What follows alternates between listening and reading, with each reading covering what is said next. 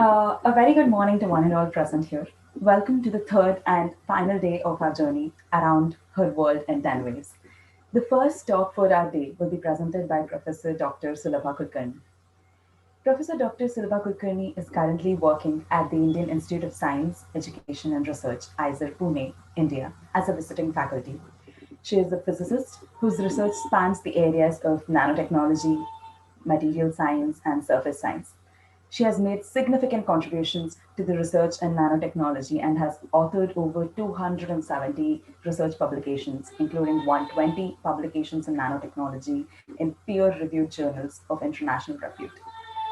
She is a fellow of the INSA, IAS, IMASC, and the Asia Pacific Material Society region. She has she has been very active in the popularization of science in India, and we are indeed blessed to have this opportunity to interact and learn from her. Thank you so much for being with us today, ma'am. The stage is all yours. Okay. Thank you, Pragya, for introducing me, inviting me for this meeting, and it's my pleasure to be with you. But there are a few corrections. Probably you got my CV, which is older, and Yes, ma'am. I'm no more with IISER Pune, but I'm working with Center for Materials for Electronics Technology, CMET, which is the government research laboratory Okay. working on nanomaterials and many other materials.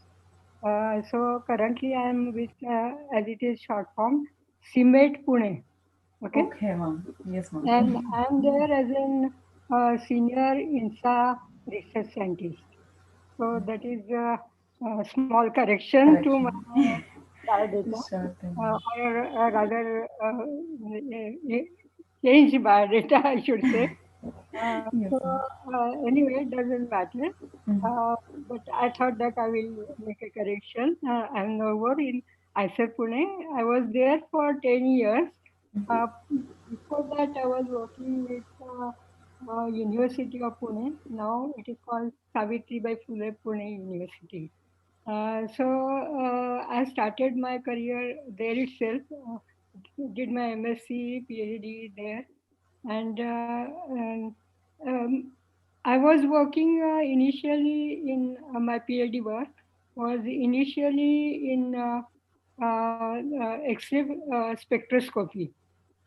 But at that time, way back in 1972, when I joined for PhD, uh, I completed in 76. It was a time when X-ray spectroscopy was as if coming to an end in the way we were doing it.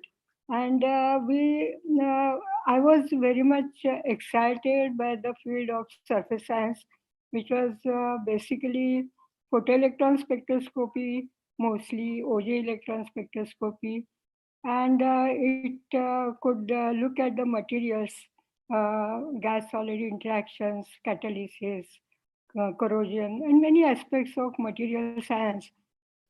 And in 69, Prize was awarded for this invention. And because of that, then it was very much exciting for us to work in such a field which was newly emerging. Now, I got my opportunity immediately to go to Germany for doing the surface science work, where I worked in a very a lab where a lot of surface science work was going on. And unfortunately, I found that I did not know anything in this field. But then I learned a lot within a span of 1.5 years when I was in Technical University in Munich in around 76 only.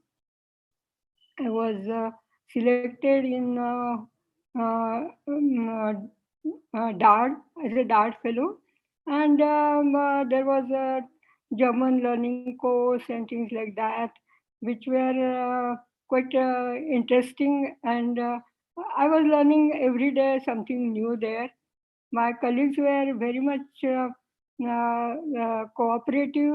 They understood that I came from the third world and did not have much experience and came from a small lab also. And I learned everything as a fresh graduate. No background in or no biases about any field or anything. And that was a very nice period where I made a lot of friends also, with whom I am still in contact, and we often share a lot of scientific things with each other. I visited them later on also number of times, and during that, the nanotechnology work also we shared. So my journey in nanotechnology is quite coincidence, because I was after coming back to India, I had thought of starting surface science lab, and surface science lab we got some funding, which was some kind of gift from this UK and UK government, and that was some vacuum system basically. But then we got some grants from Department of Science and Technology. It was my PhD supervisor, Professor S. Nigwekar, who was the UGC chairman in last few years, who is now retired, and we still are in touch. But I was his PhD student, and he was very pushing me to take new challenges and starting new things in the lab. So I was working on OJ electron spectroscopy. There was one OJ spectrometer to be installed, and there was no literature, nothing, no internet, so that you could contact people. It was just the beginning of facts at that time. We got in university one machine, and we could not communicate with the suppliers, and there were a lot of difficulties, and it took a very long time in order to start it. And students were also not getting much attracted because of they saw a lot of difficulties, we struggling there in the lab and so on. But then I thought that also when I gave a talk in my department on what I did in Germany, they thought that it is chemistry, and there were strong walls between chemistry and physics and biology at that time. So people would not like somebody in physics doing some chemistry. Chemistry people would not appreciate, and nor physics people would like that I talk in the language of chemistry, and do something which is related to chemistry, catalysis, and things like that. Then I was looking for the some problems which would be truly physics problem, really speaking, to be respectable in my department. And therefore, I started work on diamond films. Basically, I got some clues about that through some literature. Of course, it was very difficult to get that kind of literature also, because the journals and all those things were not available in the library. And somehow I got opportunity to go to ICTP in Trieste, in Italy, where there was a lot of literature available. Library would be open even on Saturday, Sundays, and I could take the advantage of that. Where I read a lot and came across the diamond films, which was just a few papers. But then I thought that okay, let us do it using microwaves. And we assembled one microwave reactor and started making diamond films. And it was such a interesting thing that one day one of my students, she came from the lab running. We had two, three labs spread in the department. She came running with her hands, showing me, see, madam, they are all with diamond, sparkling diamonds, and it was diamond dust which she had collected while cleaning the reactor. It was a glass reactor in which we used to strike the microwaves. So it was very interesting, and then we had some kind of visits to BRC in Mumbai. It is very close by. So there people were interested in diamond-like films, but then I came across the metallic glasses as a subject, and that could store hydrogen or some such thing. That was the thinking that was going around, that you can do such things, or it can be used for transformers and so on. So I started working on these metallic glasses. And metallic glasses, that was not really, because we could not synthesize. You required rapid quenching of the melt to do that. So I was a bit frustrated and was still looking for something different. Then came the boom of this high TC superconductors, metal oxide superconductors, YBCO. And everybody started in that wagon. And even my supervisor wanted me to work on high TC superconductor because basically there was a lot of funding, and our department was not having a lot of funds at that time. So that was a necessity. But I was not much attracted because when there is too much of crowd, I can't really work because I like something to do a little bit at my own pace. So I was still not happy. We were working on RTC superconductors, making them also in the laboratory, but there was something, newness was still lacking. Then it so happened that accidentally, on one fine Sunday morning, I had been to one of my friends, and while she was doing something in her kitchen, uh, I saw some magazines lying on the table. One of them was Scientific American. Her brother was in USA and he used to send some magazines. There was, as I told you, as in 88, 89, and so we did not have much of opportunity to get something very fast. And the magazines would come by email and something, and so on. So, but I saw something very interesting there. It was these buckyballs on the cover page.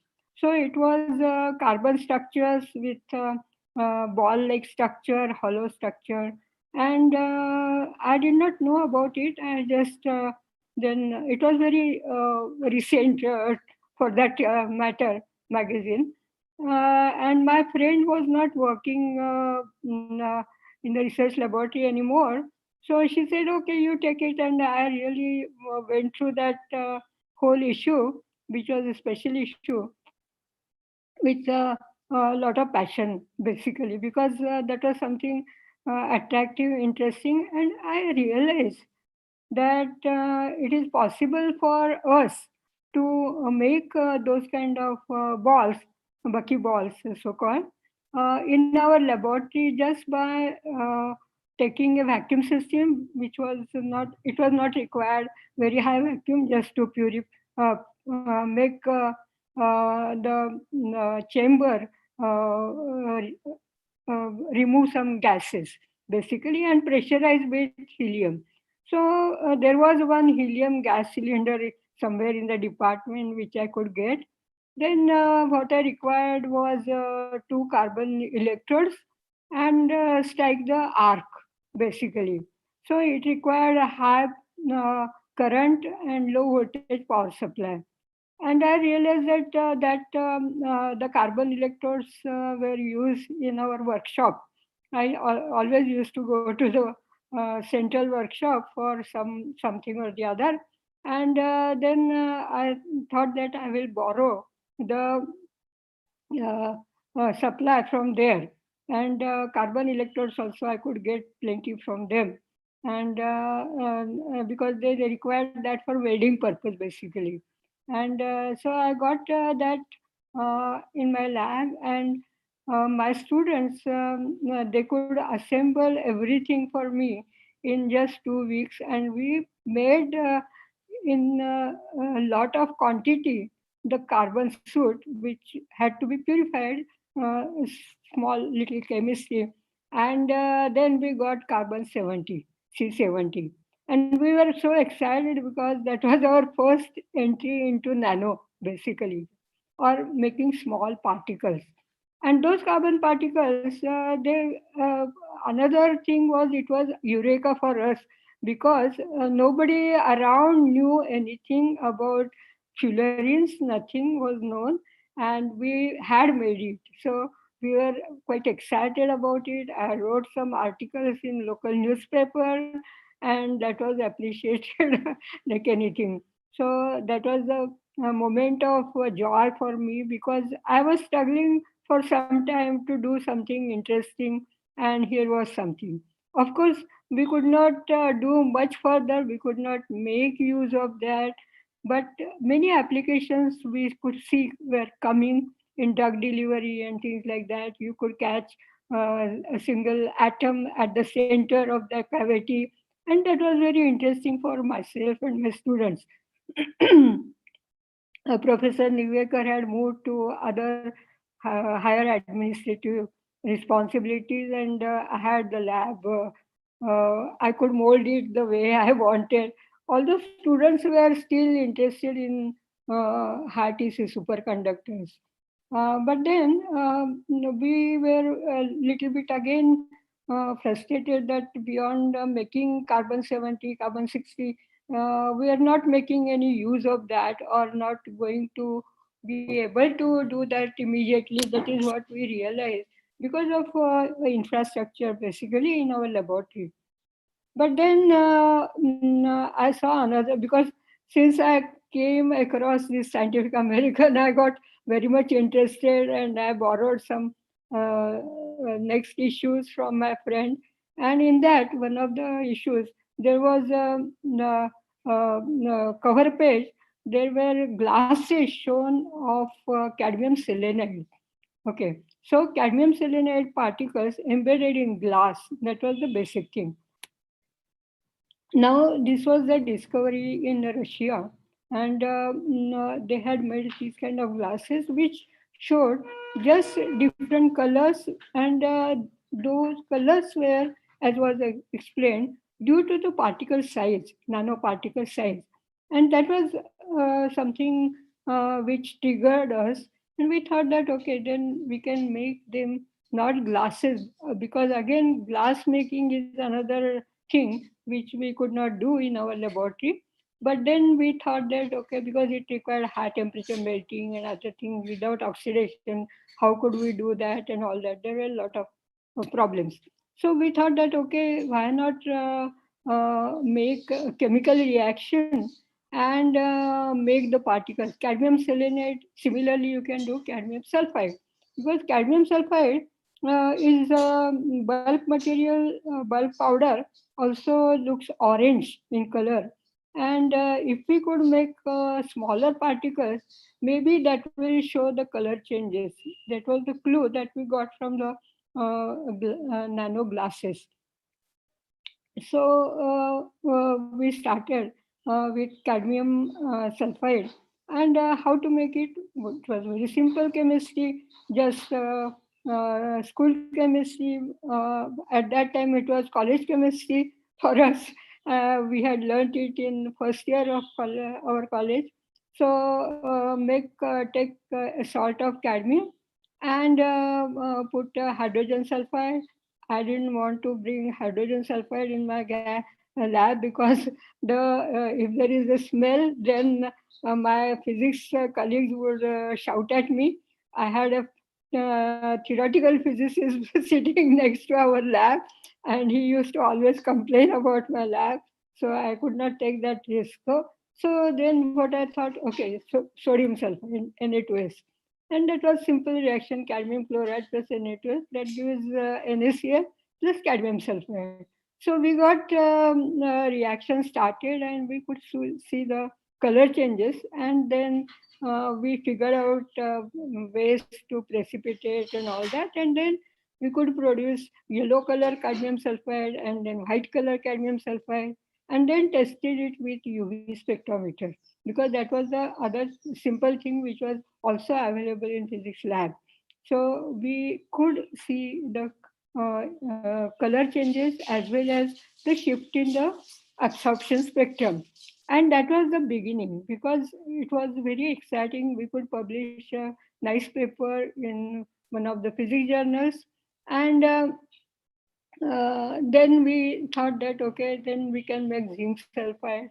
Of course, zinc sulfide itself is white in color, in bulk form, but then we could make it in the we could check it with the UV spectrometer, because by that time we were aware of the what we should expect, effective mass approximation as it is called. That theory was for semiconductor nanoparticles was already in there, and that is how we started checking and publishing. We then put dopants in it, that is another impurity inside the material, and that also chemically we could protect the particles using some surfactants, and that is how it started.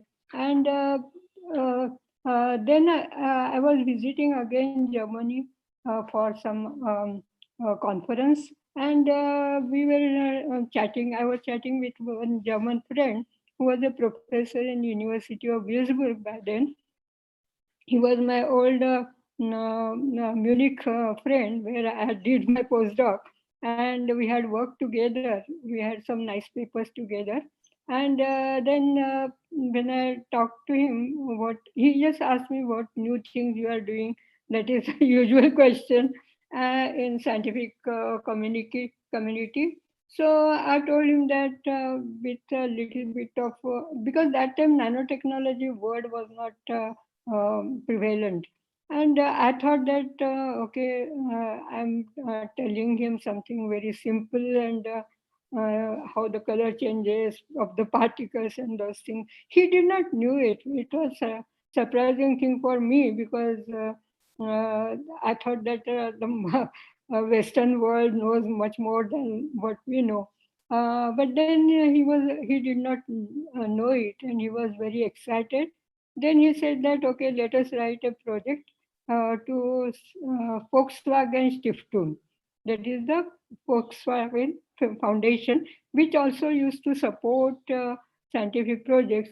That I did not know, because he was in Germany, he knew it. And then we wrote a project together, and then it was for nearly 6 years we had a project on nanomaterials as such. But as the history goes, uh, there was not much attention to nanotechnology. I just gave a talk in Max Planck Institute in Berlin, where I used to go and work on synchrotron radiation, that is a photoelectron spectroscopy work. Those were different kinds of experiments. But then I was asked to give a talk, and when I gave a talk on nanomaterials, they also found it very interesting. So that was my motivation to continue work in this area. Although whenever I was called for a talk somewhere, and if I said, okay, I want to talk on small materials, they were not much interested.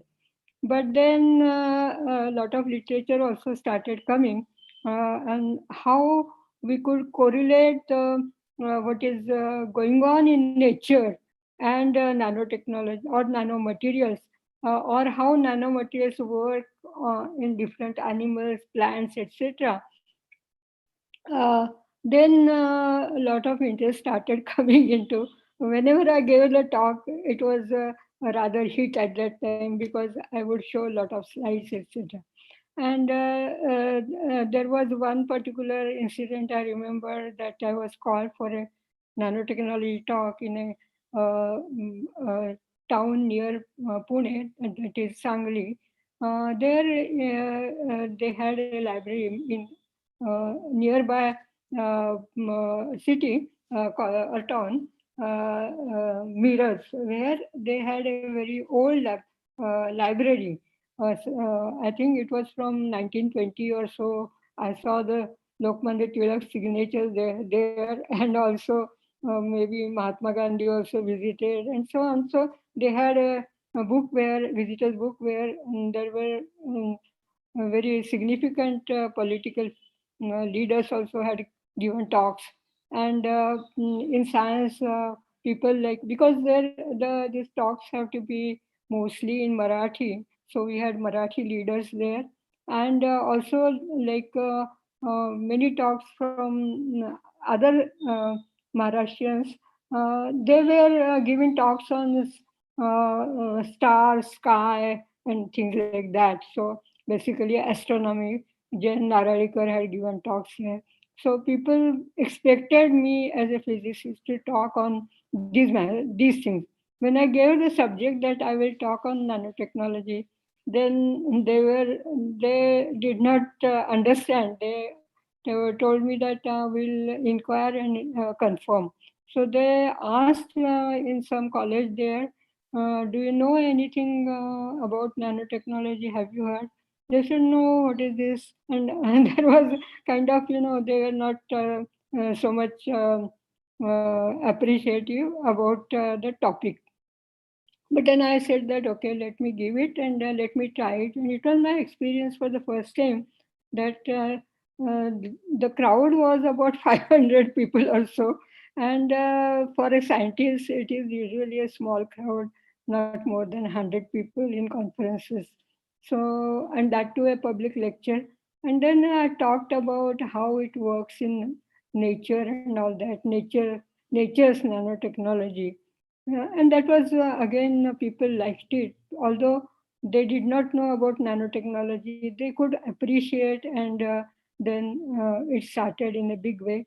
Uh, Particularly, there came a period when around 2000 in USA, everyone was talking about nanotechnology, because Clinton government at that time, persuaded by Nobel laureate Smalley, who was inventor of this buckyballs, one of the scientists in that, Croto, and Curl, and this Smalley. So Smalley was pursuing the Clinton government to give funding to nanotechnology, and then they started funding in a big way, because they found, they were convinced that what the larger particles or micromaterials would not do, nanomaterials would do.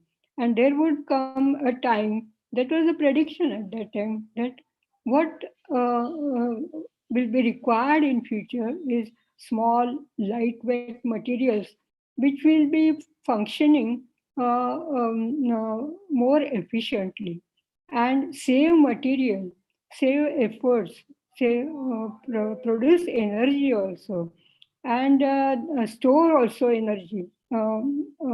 Also prevent wasting energy, prevent pollution, prevent a lot of diseases, and it will be useful. That was the kind of things that were predicted, because if the things were made smaller, and therefore lot of funding started coming. In fact, I was working for nearly 10 to 12 years without any funding from Indian side, except the project which we got from Volkswagen Stiftung. But that was for buying some synthesis apparatus and so on, small things. And for visits, mostly it was given for students' visits. Then their students also came to my lab, and my students went to their lab in University of Wisconsin, that kind of thing. So we were not funded, but then Professor Sienna Rao, who was pursuing our government to put a lot of funding in nanotechnology. He is really, um, I would say he has a tremendous memory. He has tremendous memory. I don't know how much he reads, from where he hears. Everything is stored in his head. And uh, I was not. I was not interacting with him. I had never interacted with him, but then he knew about my work also, and it was such a surprise for me. I was actually going to Korea, and then I did not know about nano mission also. I was actually going that day. I got a message that I should write at least one page write up and give for this nanotechnology mission. And I was surprised, and I just went away, and I was in Korea for 2 months, and working on again diamond like films. And I just forgot about this. And when I came back to Pune, that was around 2002 or 3, then everyone was telling me that there is a project being funded by Professor Sienna Rao's Nano Mission. And he mentioned Pune University Physics Department will get it. And everyone was guessing who is going to get the funding and who wrote the project, and without going through proper channel and everything. So that was again a surprise for me also, because I did not have any communication. But then when there was a meeting, I was called for that meeting, and everyone knew that okay, I was the person. Then there was lot of talk as how I um, overruled the university rules, etc., and wrote a project without proper permission. But then I said, okay, now they are saying that they will fund to the tune of 2-3 crores. Should I go or not? But then they allowed me to go. I got the project and came back with that much money. But then it was for everyone actually, but not for me. But then people were reluctant, because that time, even in university, nanotechnology was not a popular subject at all. But I started a nanotechnology course in physics department as a special course. This course, our requirement was there should be at least 5 students. And then it so happened that my colleagues did not want that course to float. So I said, I will go ahead. I just started, I just had 2-3 students of my own, MSc students who are doing project with me.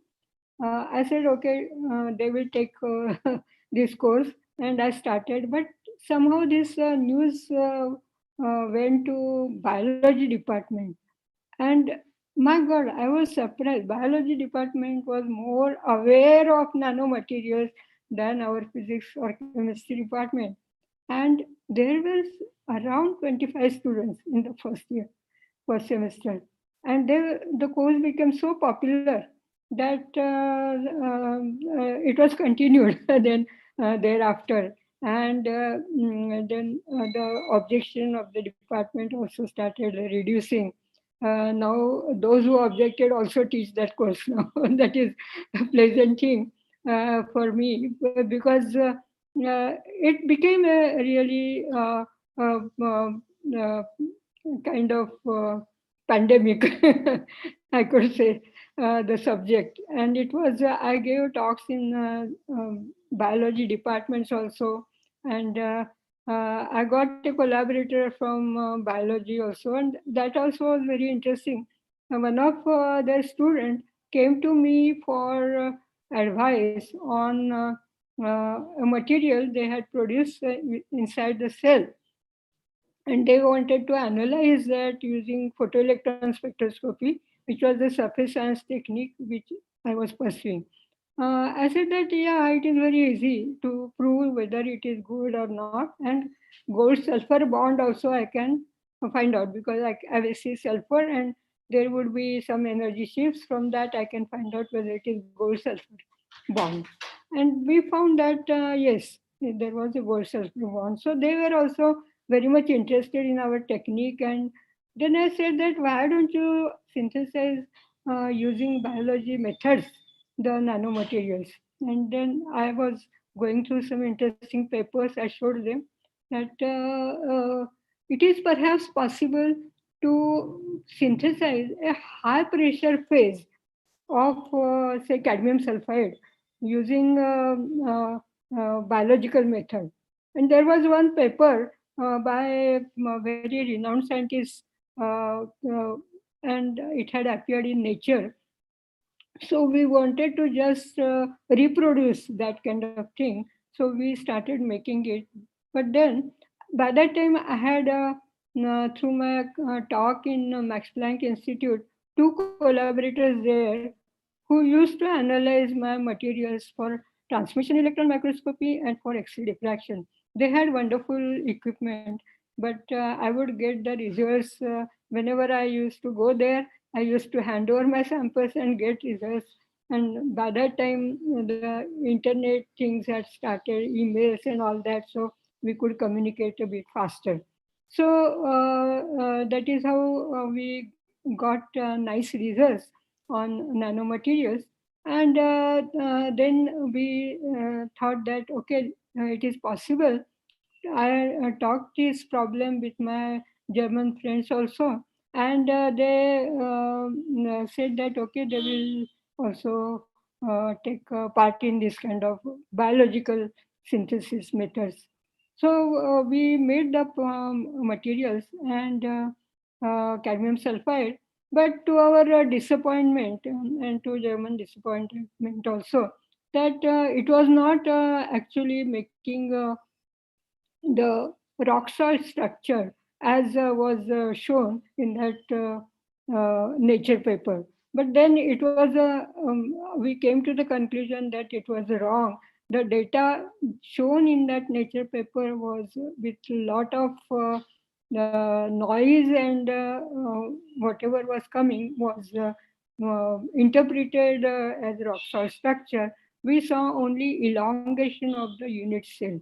So, but we got a nice paper out of our work, and we could publish it, and that is how it started. We started making different materials. I gave talks, and then came one fine morning, uh, uh, uh, publisher from Delhi, and he just came to my cabin and asked me, "Are you writing some physics book? We would like to publish."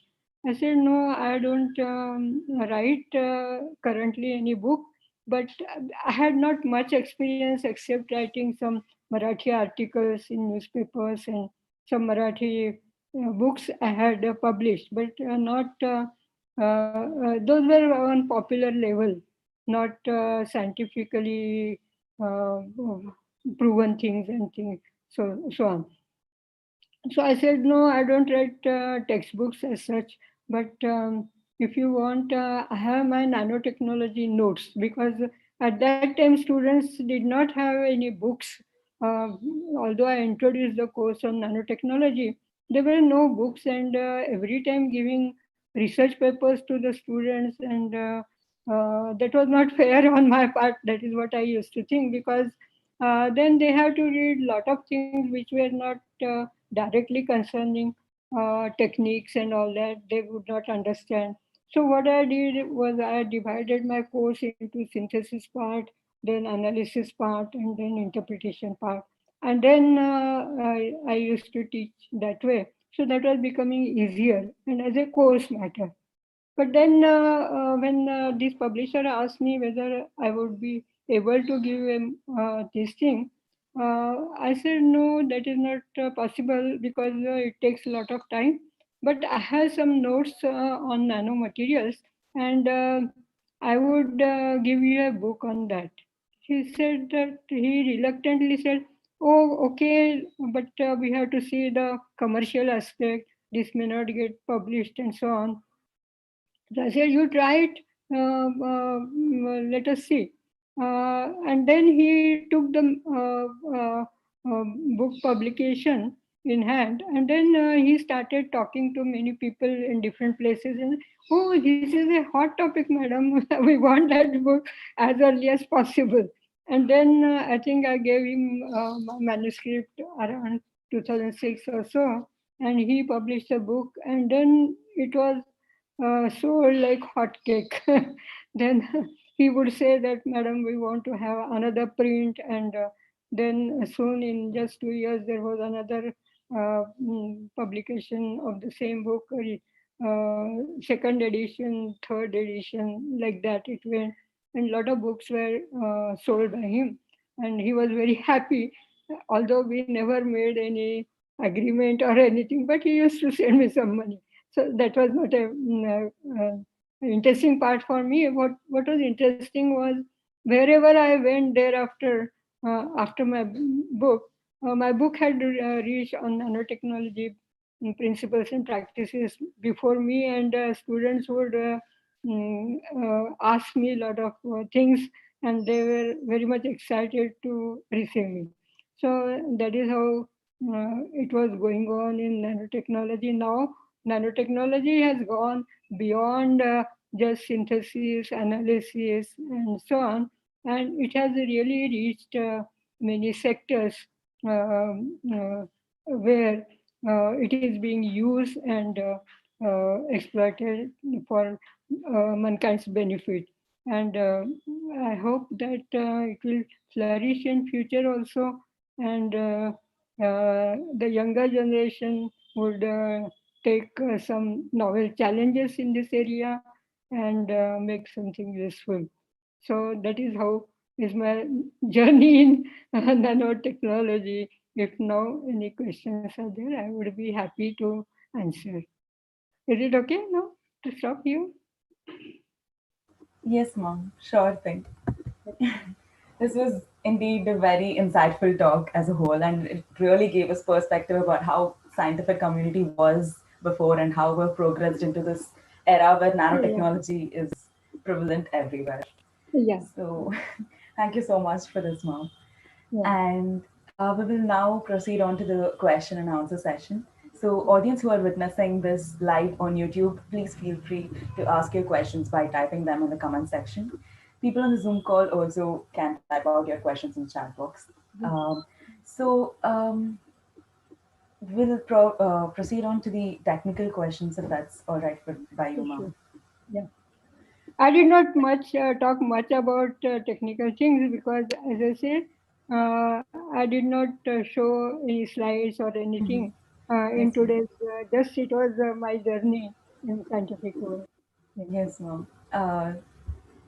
So the first question will be technically, the large scale production of nanomaterials will bring with it the likelihood of widespread environmental contamination as well as possible exposure of manufacturing workers. Once released into the environment, the ultimate fate and effects of nanomaterials remain poorly understood by us even to till today's date. So, what would you suggest the way forward would be? And like, if we have to take a call right now to proceed with mass production, do you think we should like go ahead with it, or do you think we should worry about the repercussions as such?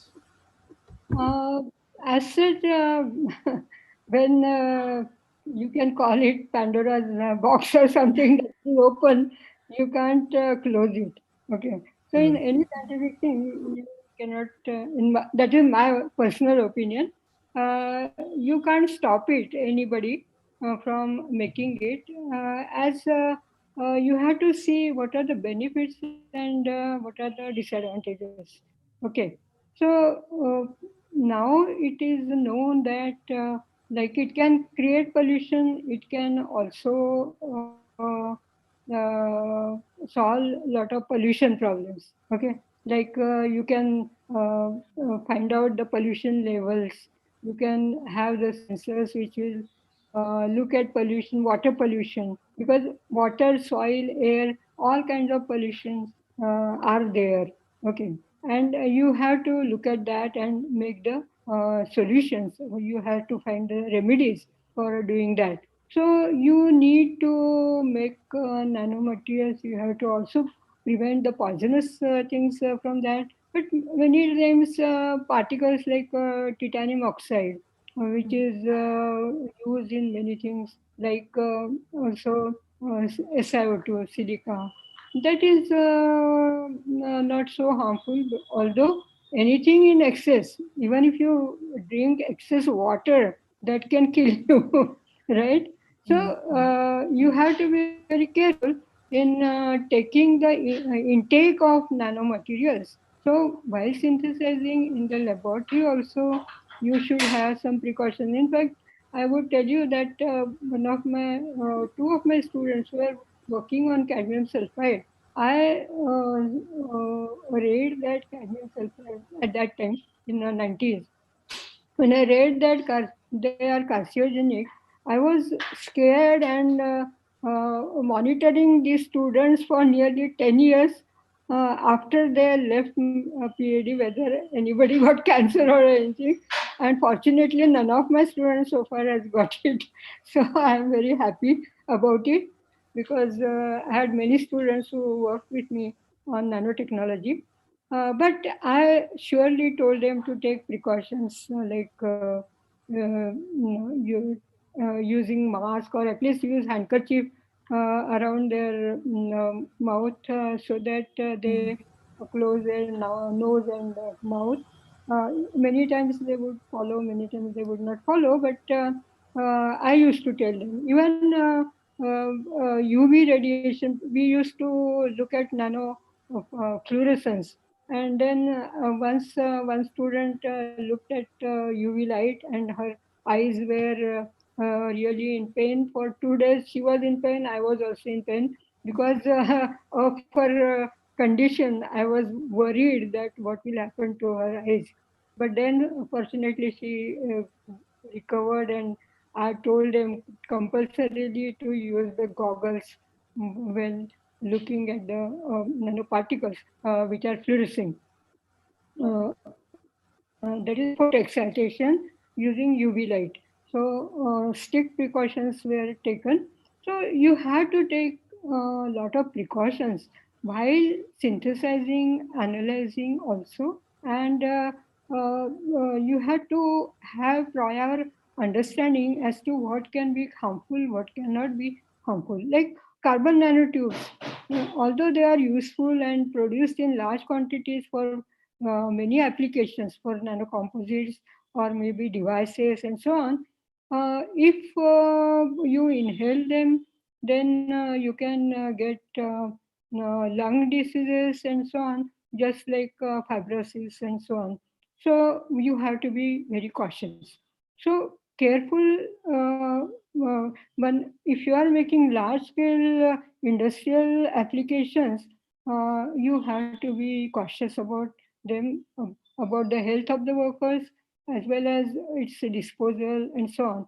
Like in chemistry labs, you might have seen that in many places they take, like in IISER Pune also I have seen that we had to not throw the chemicals in the basins, but we not drain them in the public this thing, but we have to store them in bottles and then they would dispose them out properly.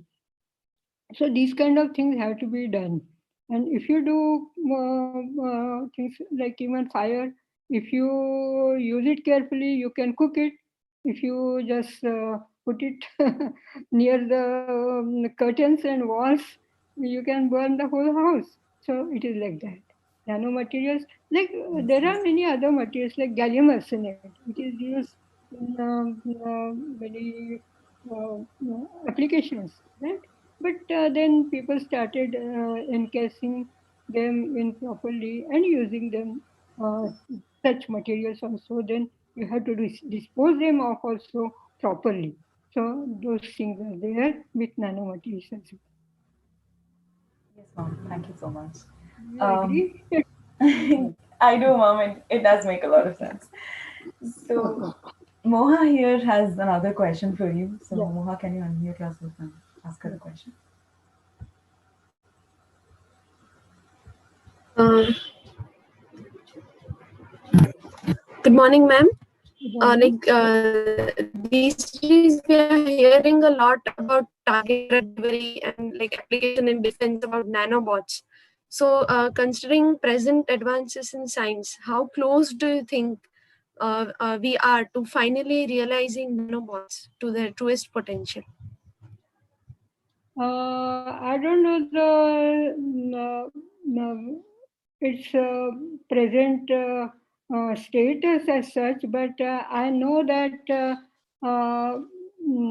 there are a lot of applications like that are coming, and indeed, because whenever you want to use it, there are FDA and other restrictions. They will not allow unless some experiments are done, which take number of years for approval. So many things could be in the approval stage. Some are already being used, and so on. So nanobots are like that only. Because if you want to do anything with a human body, you have to be extra precautious. But many other applications in surgery and so on have come up with nanobots. Thank you. Or there are indirect applications like imaging and so on, where you don't have to inject it inside the body, but that is useful for scanning your body and so on. So there are a lot of things which are currently going on, but one day you will see them being used properly. Again, they have to be used properly. Otherwise, if you can't take your own injections with them, right? Yes, ma'am. Thank you I'm so much. sorry, I did not answer your question to the full extent, but these are the things that many things are at experimental stage Yes, uh, ma'am. and are awaiting approvals and so on. So that is what I was saying. Now, Ramya has a question for you. So, Yeah. Ramya, please unmute yourself and ask the question.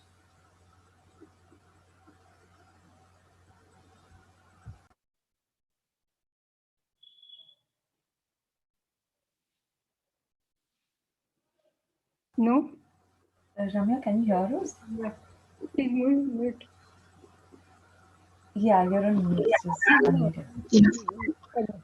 Ma'am, recently I've heard that the rice husk has been labeled to be the primary contributor to pollution in many areas of Punjab, Delhi, and so through nanotechnology, we can produce high quality nanosilica using the rice husk. Yeah, So it do is. you think this, Okay. yeah, so do you think this can alleviate the growing rice husk disposal concern?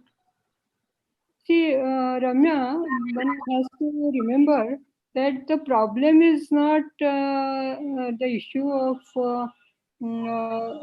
burning the rice husk as such. It is a problem they don't want to remove it because that takes some additional cost. That is the problem. One can make from rice husk the uh, uh, pollution is caused not just by rices but also from the remaining crop in the fields which is being burnt. Okay, so the stems and all that, the pollution is caused by them mostly.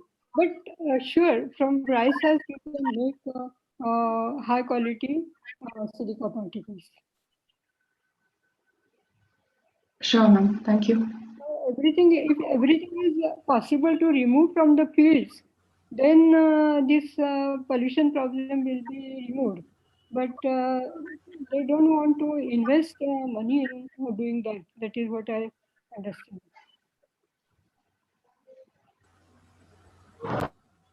Yeah. Yes, thank you, mom. So, we have this question from the YouTube live stream. So, Vineet Narayan is asking, What interested you in nanotechnology that you took up in your research career? Like, what made you go for it instead of the other booming fields in the same era? Yeah, the interesting thing about nanoparticles, first of all, I'm always fascinated by colors in nature. And I could see that how the nanoparticles, which size they were changing the color, and how their properties were changing with size. That was very interesting for me when I started working on them. And that kept me going because then we saw that different kinds of nanomaterials were coming, and just after my diamond things which fascinated me a lot, I was fascinated by another form of carbon, that is buckyballs, and that has a lot of applications in medicine. Currently, those are being used in medicine and drug delivery aspects and so on. So those are the nanobots in a way. Okay, and that was interesting. After carbon buckyballs came the carbon nanotubes. Those were another interesting form, conducting more than equivalent size of a steel wire. That was very interesting. That conductivity could be improved by making nanocomposites with carbon nanotubes. Then came even another material of carbon in another form. It was this graphene. Then one could make carbon nanoparticles, which were graphene quantum dots on carbon quantum dots, and lot of variety could be made that fascinated me like anything. Now, like graphene sheet, there came the two-dimensional materials like molybdenum sulfide and other tungsten sulfides or selenides, which were having a very interesting properties, a lot of applications. And now there is another two-dimensional material which is being investigated a lot, that is vaccines. That is there is a max phase titanium, aluminum carbide, and if you just remove aluminum from that, you get two-dimensional layers of the materials in which you can sandwich anything and make another new material. Like you can insert inside on the say graphene or carbon nanotubes and change the conductivity, and that becomes a fascinating sensor material for detecting even a very small quantity of vapors, like acetone. Acetone is in the usually the patients of diabetes. Diabetes can be detected using some such sensors where you can sense gas, acetone gas, to a level of you have to have very high sensitivity, in the sense that even 5 ppm of gas should be, that is particles per million, should be able to be detected using any material. There are not many sensors which can work like that. There are other fields like you can make piezoelectric materials, which are piezoelectric nanomaterials, which are able to respond to your motions. So, like wearable electronics, which is a very important branch nowadays. You can use a lot of gadgets just on your wrist, and that can produce electricity, that can detect your heartbeats and so on without any external power supply. Your body itself is used to produce something. So you have these kind of nano generators. and that is making the field very interesting, useful, and that is where we should look for. So that keeps on making a lot of innovative research, and that is why I like nanotechnology. I went into working for it for more than 20 years now. Have I answered the question? Yes. Ma'am, so there's a last question from Yes. Kushagra Rawat. Kushagra Okay. is here, so can go ahead. Good morning, ma'am. Good morning. My I can't hear you. Can you speak loudly, please? Sure, ma'am. Can you hear me now? Is it better? Yeah. Yeah.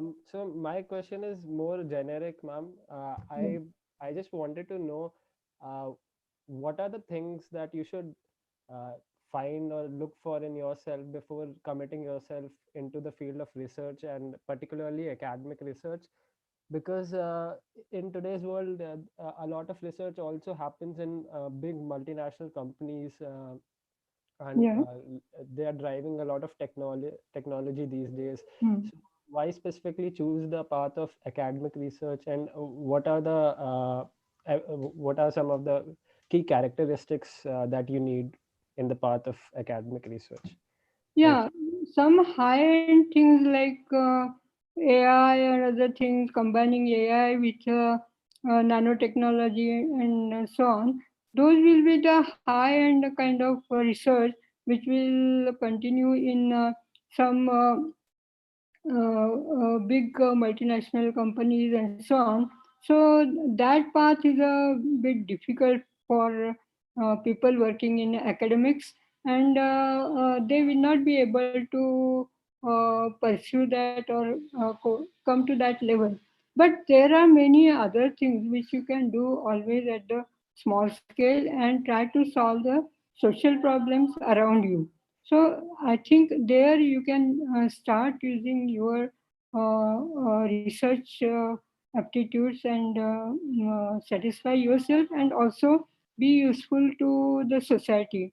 For example, many people in these pandemic days, I have seen that they have produced interesting silver nanoparticles, for example, and that those are being used in hand sanitizers and things like that. So you can make small things. You can also our Ayurvedic medicines. They are in a way nano medicines because they grind and make powders and they are used.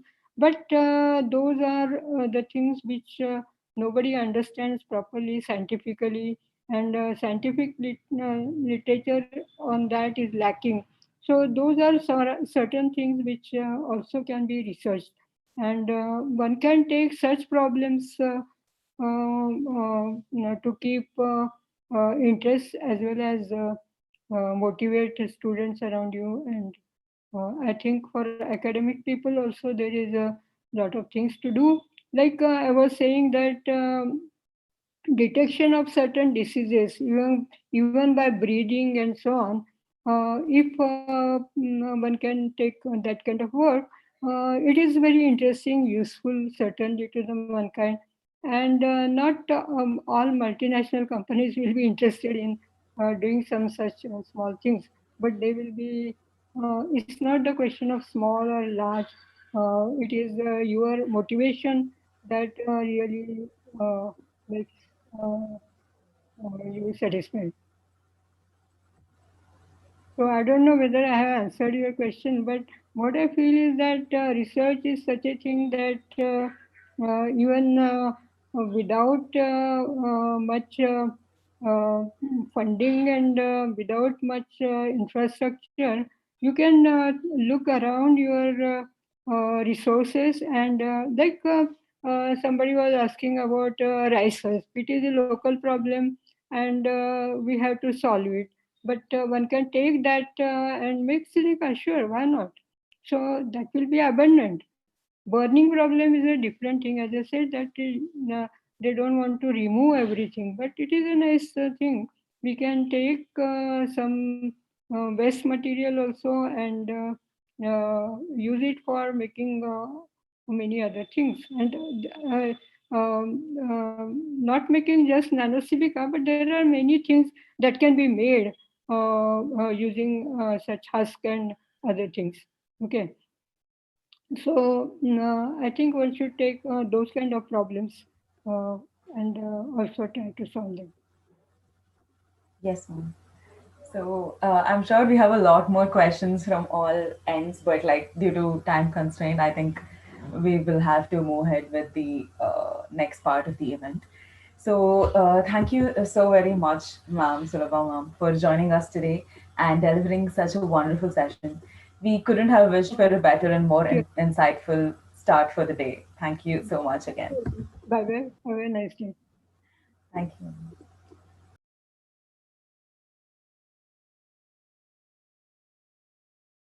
Our second speaker, which is who is Nischita Kaza.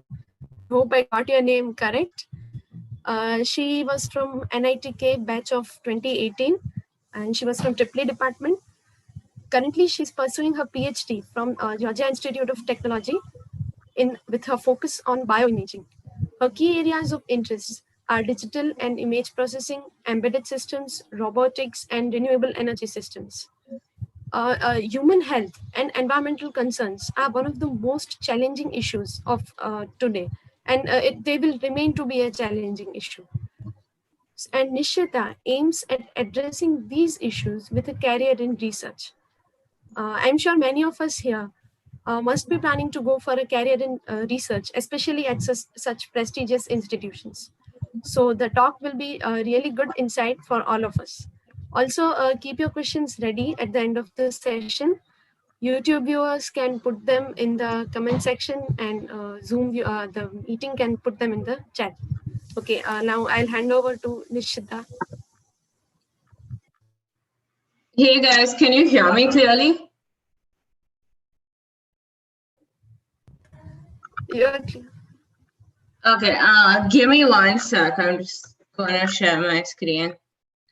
So I have not really had much time to prepare for this talk, so it's going to be pretty informal. So feel free to like interrupt with questions or anything you might have, even anytime through the talk. I feel like it's a lot more effective if it's more interactive, so don't hesitate. I don't know if I can like see the chat or if I'll really pay attention to it a lot while sharing screen. So if at any point you feel the need to like unmute yourself and ask a question, feel free to do that. And yeah, like I said, it's going to be pretty informal, and yeah, feel free to stop me at any time or clarify things. And yeah, I hope you'll enjoy the talk. Let me share my screen real quick.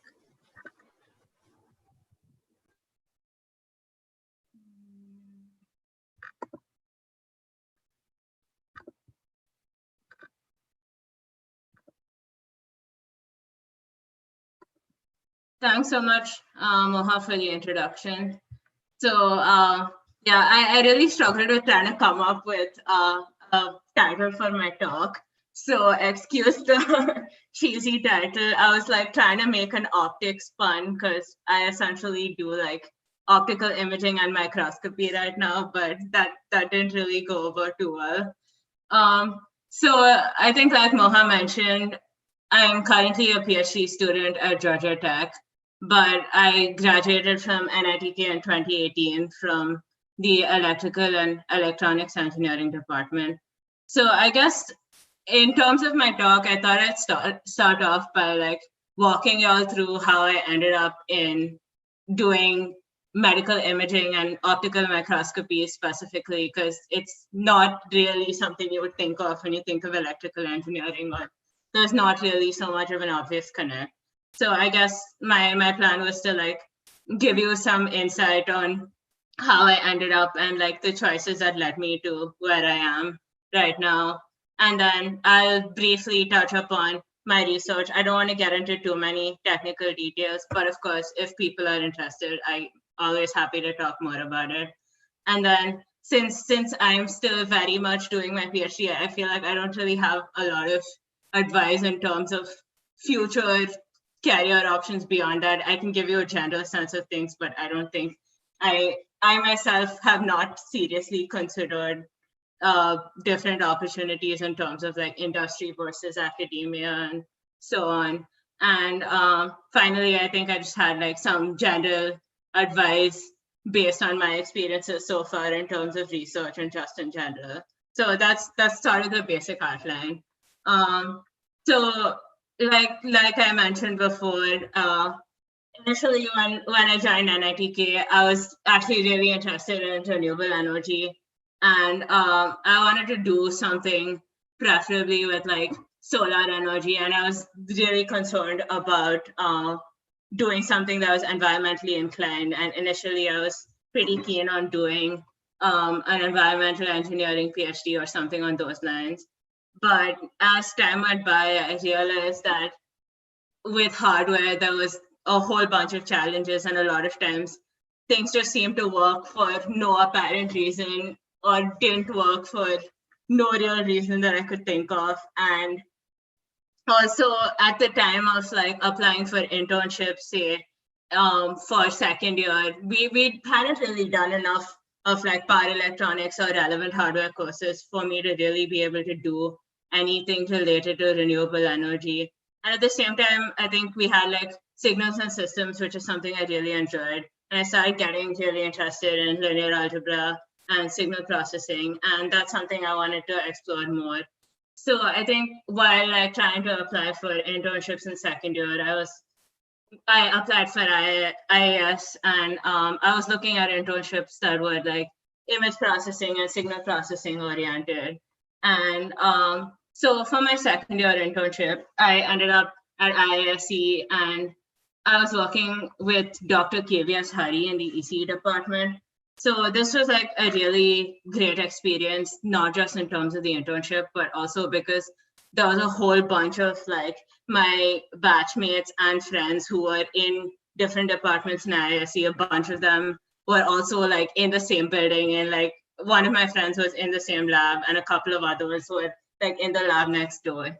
So it was a really nice transition from college, like being able to intern, but also see so many familiar faces and so many friends around. But so during my internship, I think that's when I really started to get exposed to and get interested in medical imaging as such. So I essentially got to work on some functional magnetic resonance imaging data. So fMRI is like a typical MRI data, except essentially the purposes of doing this are different, and the mechanism is also slightly different. So in a typical MRI, you would have contrast being generated just based on hydrogen ion concentration in the body, whereas a functional MRI, which is like trying to look at neural activity, essentially is looking at the levels of oxygen in the blood. And so this is basically a tool used not really in a clinical setting, but more so in like research settings, where people are trying to look at neural activity and how subjects perform different tasks, and trying to identify factors contributing to, say, learning, memory, cognition, that type of stuff. And so I essentially just like worked on understanding how this method works, and doing some basic analysis, and essentially trying to see how different parameters would affect the basic pre-processing steps. And this is when I really started to get interested in medical imaging. And I think a big part of the appeal for me was that you could like really apply all these really interesting signal processing concepts, linear algebra, lots of cool math, but at the same time, all of these things had like tangible applications, and you could really see the output of those. And in a lot of cases, because it's like targeted at like some clinical setting, you will directly be impacting in a lot of cases disease diagnosis, or like making the process faster or cheaper or easier. And that's something that really appealed to me. And I think even following my internship, I also really got interested in just all the algorithms that go into like generating the images and the physics behind a lot of these imaging devices. And so essentially computational imaging is a big part of a lot of medical imaging systems, in that essentially the image you see isn't generated directly, but you essentially have some signal and then you have to do a bunch of processing before you get a 2D image that you're used to seeing. And simultaneously, I also became really interested in neuroscience applications for medical imaging and how these are essentially applied to like figure out a lot more about brain function and potentially address some of the big mysteries about the human brain, which are still like very large and unaddressed questions. And so I think in the following January, I had the opportunity to attend this program called B4YSB. It was essentially a 2-week neuroscience and neuroengineering workshop, but it was targeted at people who didn't really have any bio or neuroscience background. So it was meant for engineers and people without a lot of background. And so this was like a really cool experience because this was in NCBS in Bangalore, and it was essentially a residential workshop. So there was, I think, about 25 of us from different universities across the country, and we were all staying together. And every day we had experts coming in giving talks about, it started off with like different fundamentals and just establishing enough background for us to like be able to understand things. And then we also had a lot of people from the Center for Neuroscience in IISE, some people from IBAB as well as NCBS, and also some visiting professors from Harvard essentially talk about their research and like the scope of different things in this field. And so I was really excited to essentially do something with medical imaging targeted towards neuroscience applications. But one of the things I realized during the course of this workshop, which I think was like a big, or like a pivotal point for me in terms of like choosing what direction to move in further, was essentially that while a lot of the neuroscience work was really, really exciting to me and interesting, I realized that pretty much all the labs that were doing this type of work required some sort of animal experimentation. Most of them did like mice experiments. A lot of them also did like monkey experiments and so on. And that's something I really was not willing to do. And so then I decided that while the neuroscience aspect was really exciting and maybe I wouldn't be able to do that directly, medical imaging was still something that I was excited about and still really interested in. And I think most of the things that appealed to me initially still held that appeal.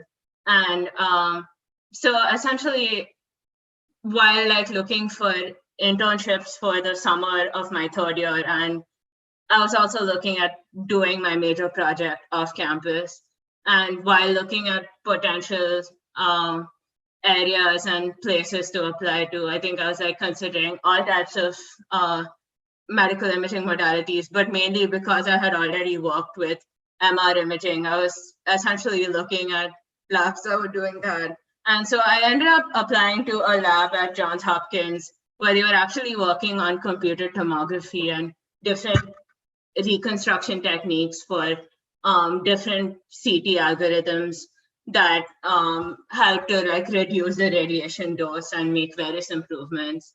And so I had an interview with the professor and it went pretty well, but he essentially had a project which involved optical microscopy that he wanted me to work on. And it still used a lot of the same principles in terms of the image reconstruction and how the image was actually being formed.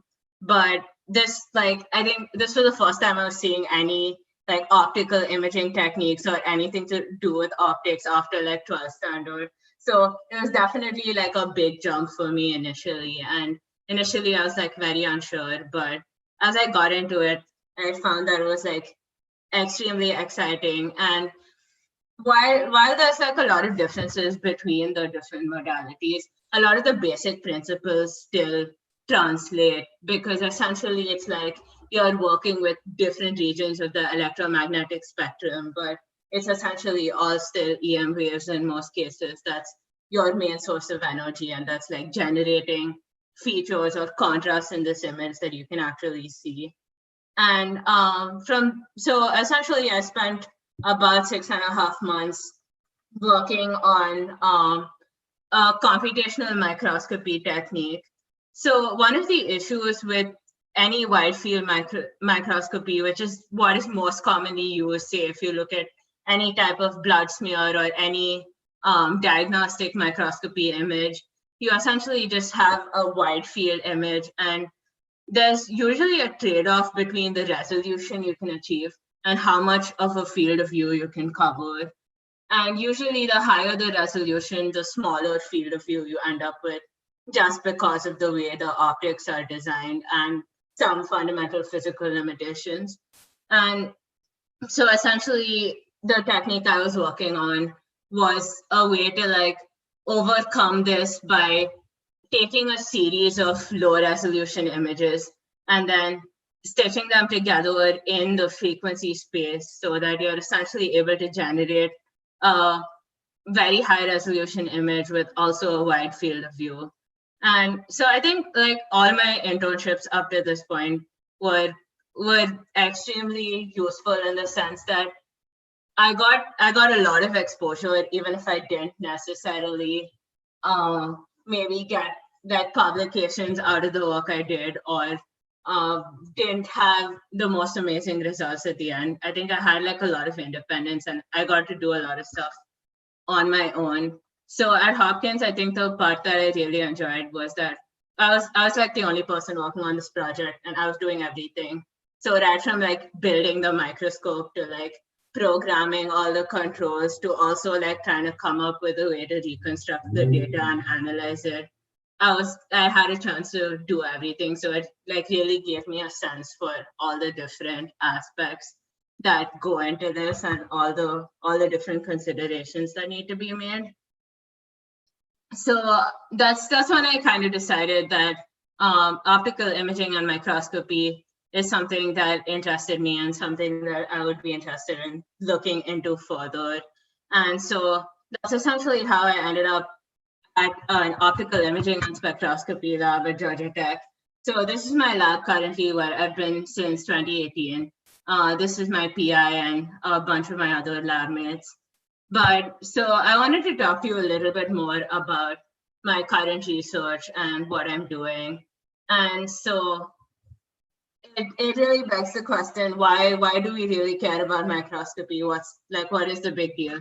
So I feel like this image on the right or something similar should probably look pretty familiar to most of you.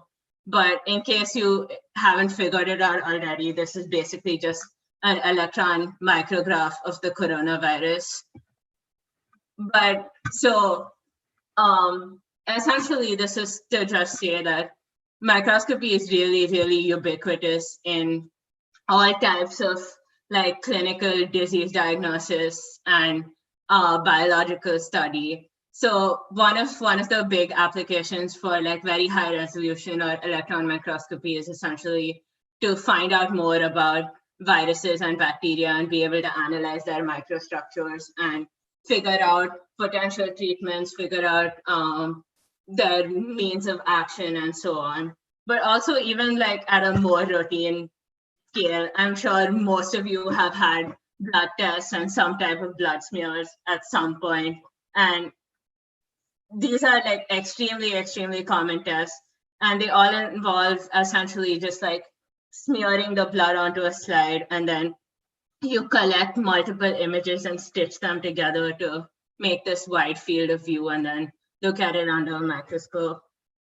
And if there's any type of cancer, for a lot of cancers, the gold standard for diagnosis is essentially to like biopsy a tissue, which means they essentially just extract out a piece of tissue and then section that into really thin sections and use different stains and look at it under a microscope.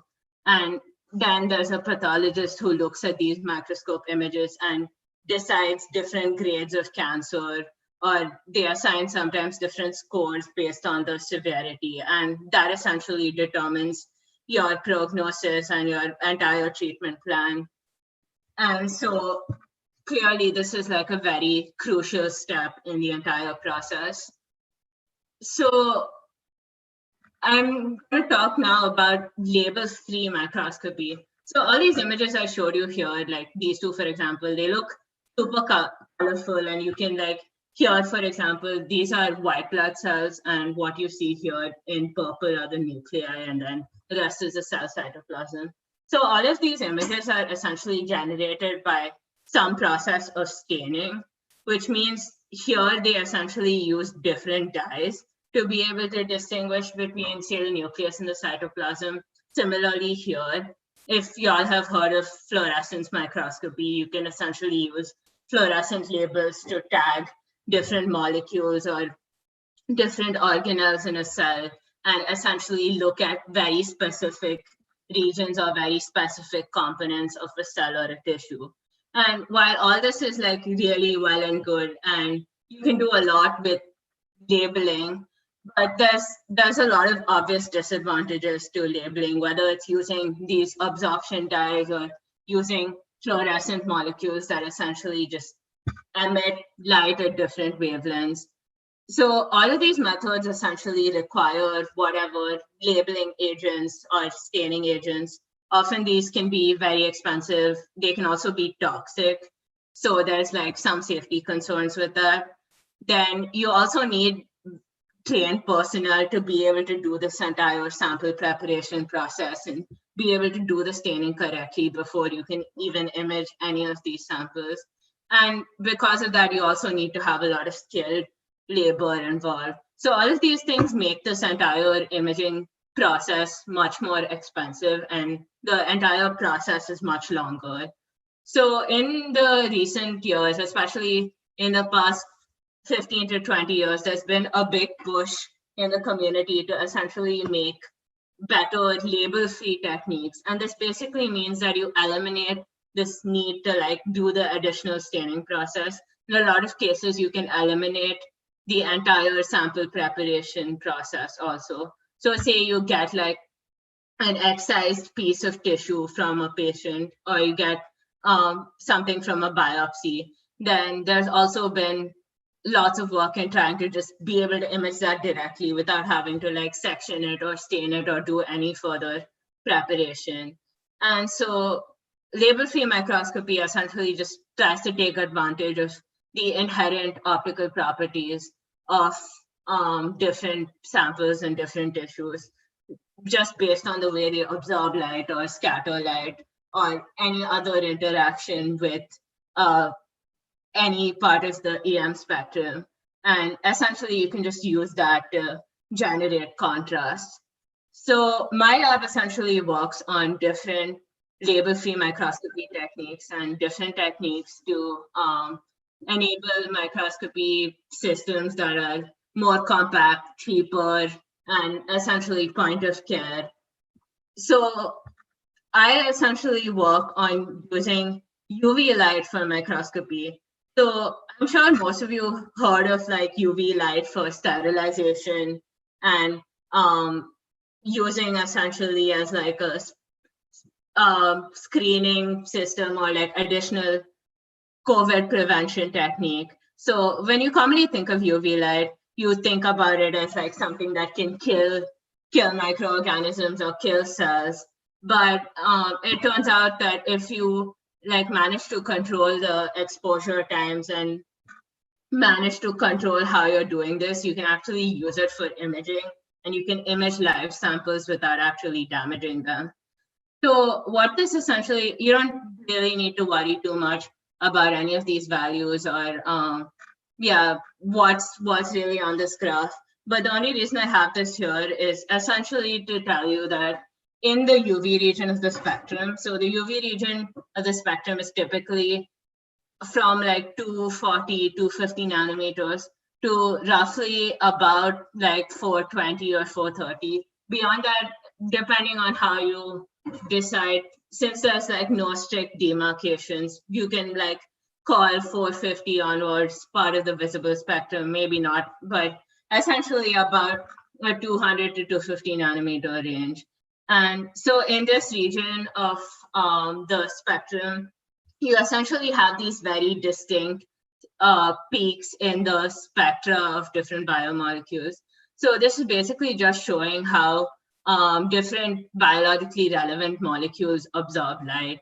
And the advantage of having like these distinct peaks is that if you image at a specific wavelength, say 420, for example, this cytochrome C might be the only one that absorbs strongly. And so what this means is that you can have contrast in an image.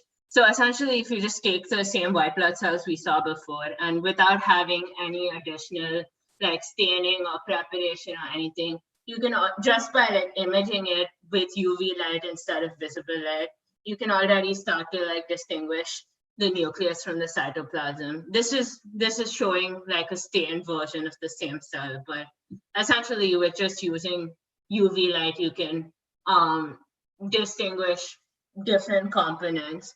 And so another advantage of using UV light is that because in all optical imaging systems, the resolution is fundamentally limited by diffraction, which essentially depends on the wavelength of light. So if you have a shorter wavelength of light, like in the UV region, you would essentially end up with better resolution. So that's one of the advantages of like using UV light. And additionally, because we talked about these like different molecules having very distinct spectra in the UV region, you can essentially like distinguish to a certain extent between different molecules just by imaging them at different wavelengths in the UV. And so because of all of these things, it's definitely advantageous to try and do hyperspectral imaging. And what this essentially means is that instead of imaging at, say, specific or discrete wavelengths, you try to image at very fine resolution across the entire spectrum. So for example, one of the projects I was involved in initially, we were trying to image across the UV spectrum with a resolution of about 2 nanometers. And so while there's a lot of cool stuff that you can achieve with UV, one of the main limiting factors in its like wider application has been that earlier light sources and detectors just weren't as well developed. There's been a lot of improvement on that front in maybe the past 4 or 5 years especially. But also along with that, you can't use ordinary glass lenses or glass optics in the UV because glass, as you know, absorbs UV light, which we also see in greenhouses, for example, and that's why they work so well. So essentially you need to use things made out of quartz, and the optics are just not as well corrected for aberrations or things that might cause distortions in the image, for example. So one of the things that I was trying to do, light, as you guys know, is an electromagnetic wave. And so you can think about it as having an amplitude as well as a phase. And so one of the things that I was trying to do was to be able to retrieve the phase from a series of intensity images and then use that to like be able to, so essentially once you have the phase and the amplitude of light, you have all the information you need about the light at a particular position of time, particular position in time and space. And so essentially you are able to use that information to like overcome some of these aberrations and overcome some of the distortions in the image and be able to generate high quality images and then do further analysis on that. So one of the other things I've been working on more recently is to essentially, so our UV images, we take them at different wavelengths, but we can also just like have contrast with like imaging at a single wavelength like we see here. And so one of the things I've been working on is essentially to take a single image that's grayscale and to colorize it to look like a stained image. And there's been a lot of work on colorization in general, just like taking grayscale images and trying to generate realistic colors. And because essentially you're trying to go from a 1-channel image to a 3-channel image, this is essentially a very ill-conditioned problem because you're trying to come up with more data than you have initially. And so it turns out that there's a lot of deep neural network-based approaches that actually do pretty well, and particularly generative neural networks or generative adversarial networks do really well at solving such problems. So I've also been like doing some GAN-based optimization of this to try and get realistically colorized images that look like stained images. But so these are some of the things that I typically do. So I feel like for me, a lot of the times, especially while I was like trying to decide on potential labs for a PhD and trying to decide exactly what I wanted to do, I always felt like it would be useful to like get more of a sense for what people are doing on a day-to-day basis. Because a lot of the times the overall ideas sound really exciting, but then you realize that what you're actually doing for most of the day is not things that you really enjoy or things that you really want to do. So just to like give you a sense for like what my week looks like and what are some of the things I do. Unfortunately, I don't really have any good pictures of the setups in my lab, which is pretty unfortunate. But so I just wanted to show you that a typical microscope might look something like this. Ours is like entirely open because it was built from scratch, and we actually like manipulate each and every part of the microscope. So essentially, this is like a stage on which the sample goes here. And so the light source is on this side, you can't really see it. But this is like a wheel that contains different filters to filter out different wavelengths. So we have a source that has like a large bandwidth. So it produces many different wavelengths and you can image across a range. So then these filters help to select a very narrow wavelength range. So maybe like about a 10 nanometer bandwidth to be able to do different images. And so our camera, so there's essentially like an objective lens and another tube lens, which basically form the image. And there's an image sensor here, which is our camera, which you can't really see. But so a big component of like being in a lab like this is that you have to essentially build these systems.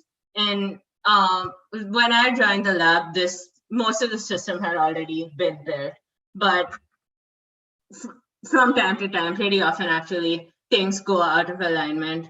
So there's definitely a lot of like really hands-on work where you're like trying to like align these optics and trying to sometimes build additional components in or add new features to the system. So there's a fair bit of building involved. And all of these are like electronically controlled. So there's usually like LabVIEW programs to control the different controllers for the stage and like the camera and so on. So there's some programming involved on those fronts. But like a lot of my time typically, especially off late, I've been doing a lot of like more data analysis or more computational things. And so my lab typically works with MATLAB. So a lot of my time is essentially spent in like writing MATLAB code and trying to analyze data and come up with things.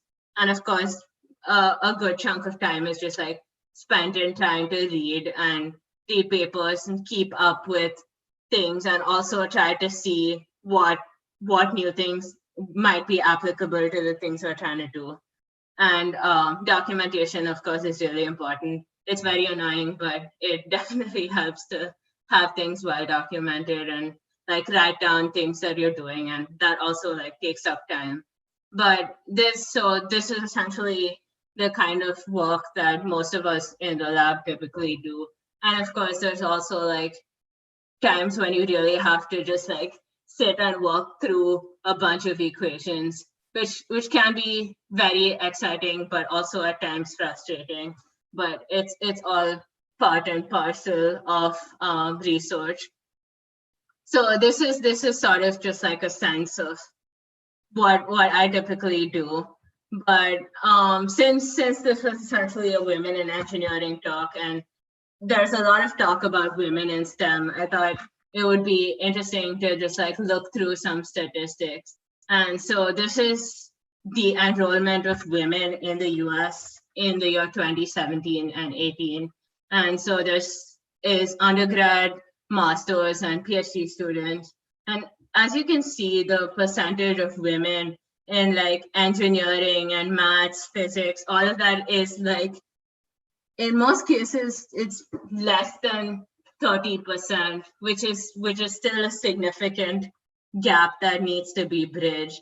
And sure, this doesn't seem very appealing, and it's definitely disappointing that we're still far away from being at nearly equal levels. But I think especially recently, there's definitely a lot of resources and organizations that are trying very hard to encourage more women and more girl students right from like the middle school level or high school level to become interested in STEM careers and STEM fields. And there's also a lot of like scholarships specifically for women and minorities. I actually wanted to put some specific resources, but I didn't get a chance to do that. But if people are interested, they can always get in touch and I can share some more resources with them. But especially if you're applying for grad school and even in grad school, there's a lot of like specific scholarships and fellowship programs and different things that are like targeted at minorities. So those are things to always keep in mind. And just like IEEE has women in engineering, so SPIE and OSC are the big organizations in the optics community, and they also have a lot of very women-specific initiatives that try to highlight the contributions of women and also encourage and bring in more female students into these fields. So I think there's definitely a lot of reasons to be hopeful, and hopefully things will improve.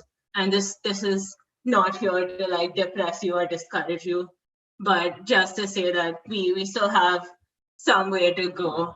And yeah, but I think there's definitely improvements and things moving in the right direction.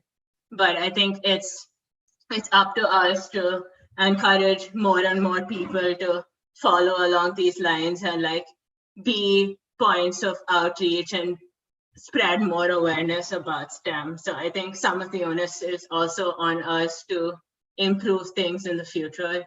But yeah, I definitely think there's reasons to be hopeful. And so I think now I'm like coming to just like some general advice.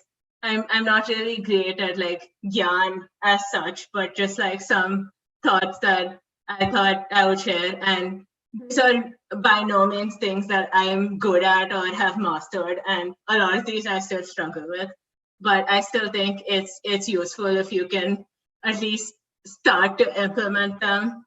But one of the things that I really hesitate and struggle with, but I feel like is extremely important, is to just like not sit on things and wait for things to happen. But if you're stuck on something, just really don't hesitate to ask, because a lot of the times figuring stuff out on your own is really satisfying, but sometimes the amount of time you spend on it is really not worth it. And especially when you're like trying to do 10 things at once and you have a bunch of deadlines coming up, it's really not worth spending 2 days on something that you could have asked people and figured out in like 2 hours. So yeah, try not to be like me. Don't wait on things and just like mull over them for too long. Feel free to ask. And usually I found that more often than not, whenever you ask, people are much more willing to help than you would expect. So I think, yeah, just like getting out of your comfort zone a little if you need to like ask for help is always a good idea. And a lot of the times, like just talking about things you're doing and talking to people from various different backgrounds and perspectives is really helpful. Because, and this might sound like very cliched and very like often repeated, but I feel like it's harder to do in practice. And sometimes, even if it's like just something very simple, someone might just set you off on a different line of thinking that you hadn't really considered before. And that could be really helpful, not just for like a research problem, but just anything in general. And I think it's always nice to like just hear other people's perspectives and get opinions and ideas from like completely varied fields that are not necessarily related to anything you're doing. And so one of the things that's definitely challenging is that in academia or as a PhD student, there's, other than like coursework and stuff, and some of it would depend on your lab and advisor, but there's not a ton of like very strict deadlines. So on the one hand, it's cool because you have a lot of flexibility and you can use that to your advantage, but also there's times when it's very easy to just like keep postponing things and not really get anything done unless there's a deadline. So I guess there's like some amount of balance to be created for yourself and like some boundaries. Also, there's also times when you can like, if you have something to do, you can just like solely focus on that and ignore everything else and like not sleep or not find time to eat, which again is not really sustainable or not a great way to go about things. So this is something I really still struggle with, but hopefully I'm improving. And in general, I think if this is something you can do well, then you're really well set up to like handle a lot of the challenges with a PhD.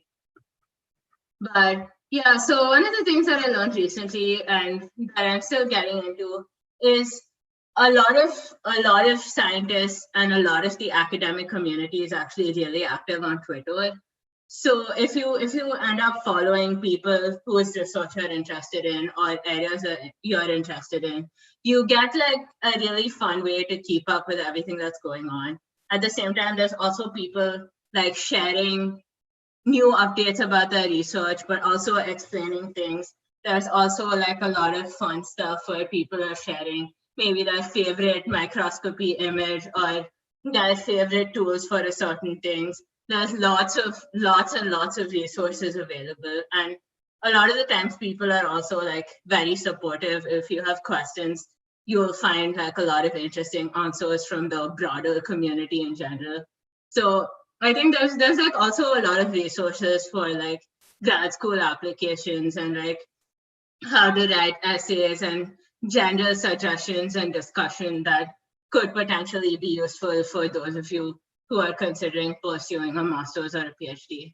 But yeah, and like these hashtags are not things I put simply, but you can essentially follow these hashtags and there's a lot of content and a lot of good discussion around them, which is why I put them there.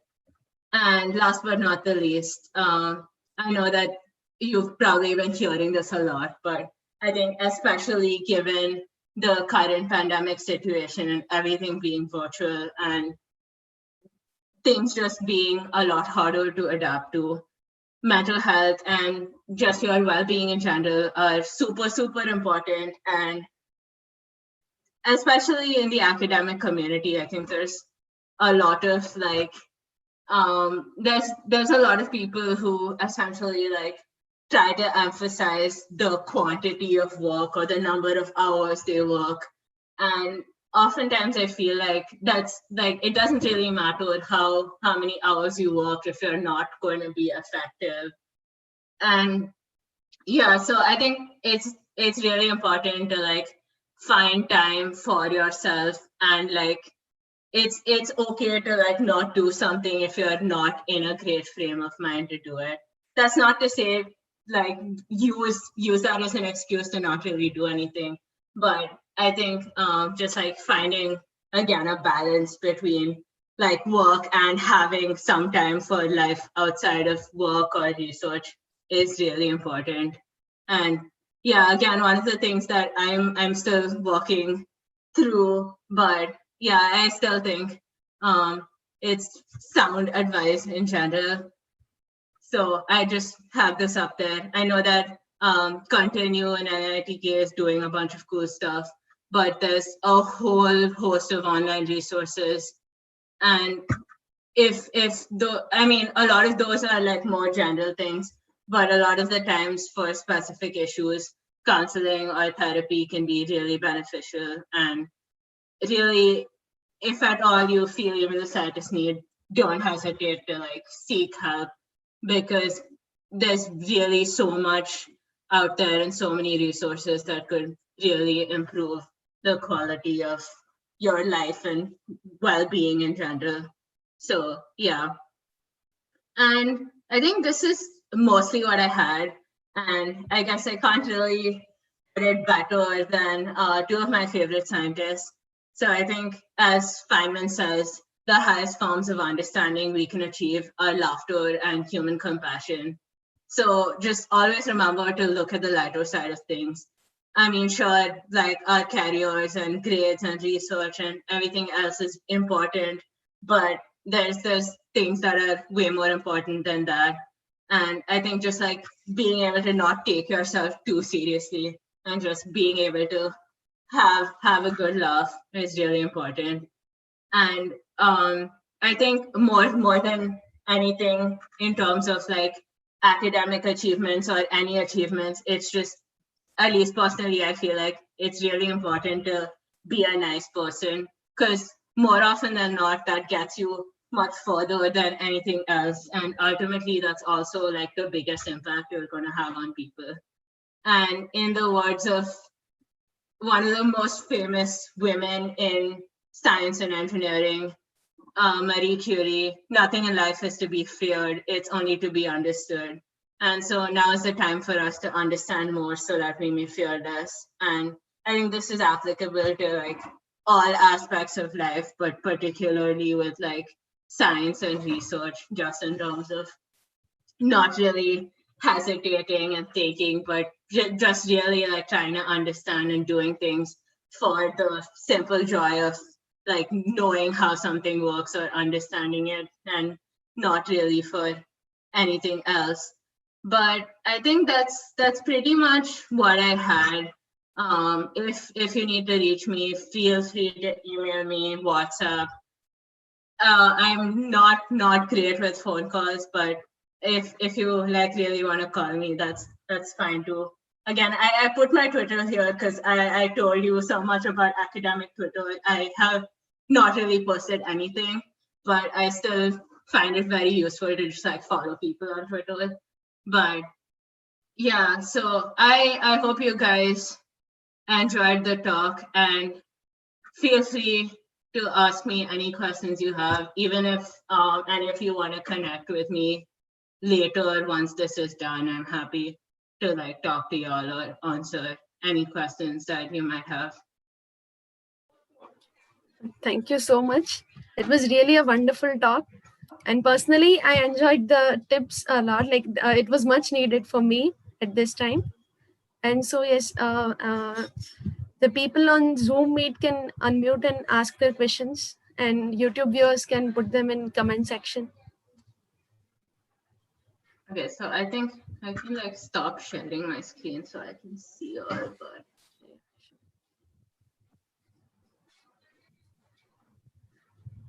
yeah, Hi, I mean, yeah, I enjoyed your talk so much today. Yeah, so I just had a question about how you went about preparing for your applications to grad school. Like getting a direct PhD is a pretty hard thing, and you also went into a field that was not exactly what you were doing in your BTech. So, Yeah. how did the whole thing work out for you? so I think for me, the biggest, like the most time consuming part of applications was really just like shortlisting programs that I was interested in. So I think initially I was just like looking at most of the fairly decent grad schools in the US to kind of see what programs they had, and then trying to see what labs were actually there that had research that I was interested in. So I think I mainly like based my choices on the available labs, but at the same time, I was also like trying to apply to fairly good universities. I know there's a lot of smaller universities which also have some really cool labs that do a lot of cool research. I think some of those I didn't really end up applying to, but I think mostly I was just like looking at labs that did things that I was interested in based on what I had done previously or were sort of in the related areas. So my scope was not much broader than that. It was definitely heavily based on things that I had at least some kind of experience with. So I think for me, that was definitely like a big part of the process. And I think emailing professors beforehand can be helpful in some cases. A lot of the times though, they don't like respond very much until you're already in the program. So depending, I feel like a lot of that is just like luck based, and maybe if you're really persistent and email like 50 people, 5 or 6 of them may respond. But I think it's definitely really important to like do your research and do your homework in terms of like finding labs and finding areas that you're interested in, and you feel like there's universities which have enough people where you can like do something you're interested in. The other thing I would say is like if you're looking at specific universities, but there's maybe only like one lab you're really interested in, unless like you're able to get in touch with that professor or like you have some way to know that you have a good chance of getting into that specific lab, then I wouldn't really recommend applying there, because then if you apply there and for whatever reason, if you're unable to get into the one lab that you wanted, then you're not really left with a whole lot of options. So with PhD programs, most of them have interviews during the application process, which is good because essentially then you're matched to an advisor, and that like if an advisor is willing to take you, essentially then you get into the program once you're through the initial rounds of screening and so on. So for my Georgia Tech application though, I actually didn't have any interviews prior to that. So I just like got an admit, and then I contacted professors. I had like mailed a few people before I applied, but ultimately like the lab I am in right now, I only contacted the advisor much after my application had been finalized. But yeah, I don't know if that like completely answers your question, but if you have any more specific follow-ups, I'm happy to answer them. No, yeah, that answers my question. Yeah, thank you. Okay, cool. But in that, how important is GPA and like some prior research experience or so? Okay, so I think especially for PhD programs, I feel like GPA is mostly used like a screening tool. So essentially they want to see that you have a reasonably good GPA, because most people who are applying will have like a decent GPA at least. So I think usually like GPA, GRE scores are used sort of as the initial screening tool. But I think later on it really like comes down to your research experience and your letters of recommendation for like more research heavy programs. I feel like for master's programs, sometimes the GPA can be like a bigger factor, but ultimately I also think there's like the whole application process is a little bit luck based, because sometimes you see like people with not very strong profiles getting into programs, and you see other people who had much better profiles who still didn't really get in for some reason. But I do feel like for research heavy programs, the GPA is not the biggest requirement. I think having at least some related research experience helps a lot. If you have publications, that's really great. I actually didn't have any, but yeah, I think if you have publications, it's always a big plus.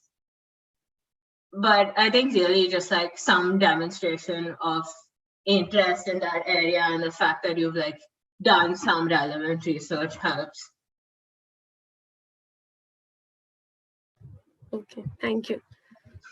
Sure.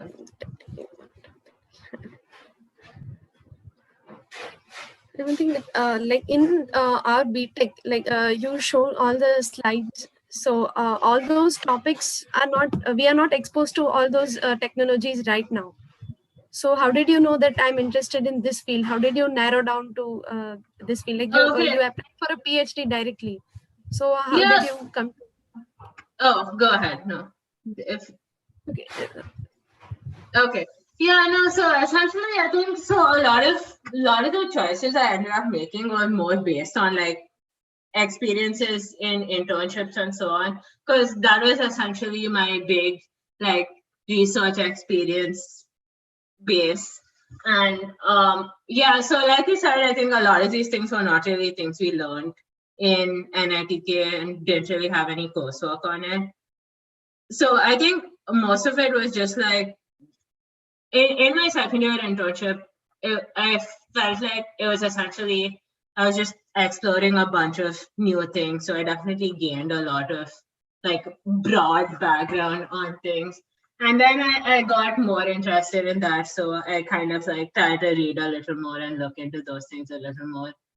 And I think yeah, I also like did some project on MRI reconstruction after that, and I like got pretty interested in that, so I was looking at it more. But I think ultimately, like a lot of like the basic principles are things that we're familiar with, like signals and systems and linear algebra, and some. I mean, we don't really do any formal optimization, but essentially, I think it's all like concepts we're familiar with.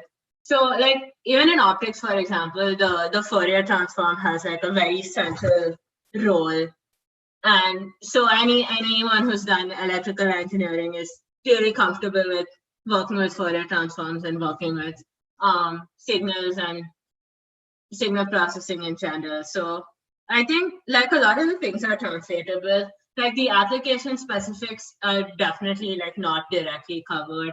And unfortunately, we don't really have, at least I don't know if things have improved in the past 2 years, but I feel like we don't really have as much opportunity to like try other things because we don't really have such broad-based electives at NITK. But yeah, I think for me, most of the exposure was just like through my internships, and then I kind of figured that I was like pretty interested in that, and also it just like kind of ended up being that I was just like building on experience that I already had. And I feel like to a certain extent that happens with applications too, because you try to like build on things you've already done and you end up just like doing more and more related things and just like ending up in that specific relatively narrow area. I mean, that's not necessarily the case. I think I definitely know of people who did like completely different things in undergrad and even in masters and are doing something completely different now. But I think it's definitely the easier path is to just like build on related experiences and try like if things interest you there, then it like works out.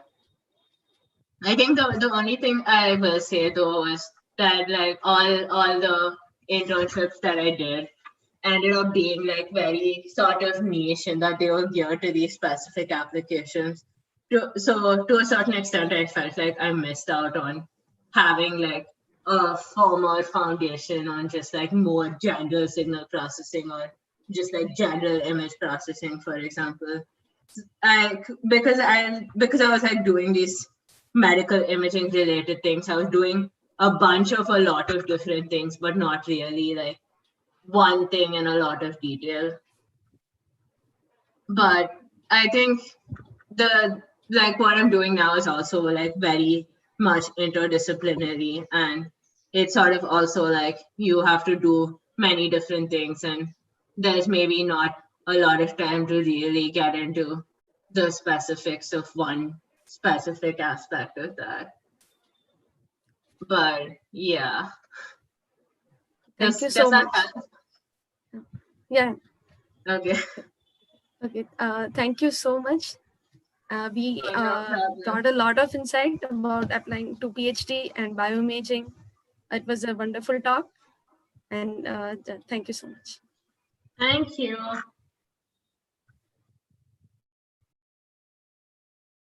Okay.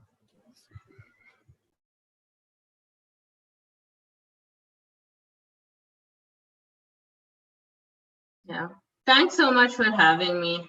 And yeah, feel free to like reach out to me if you need to. Bye bye.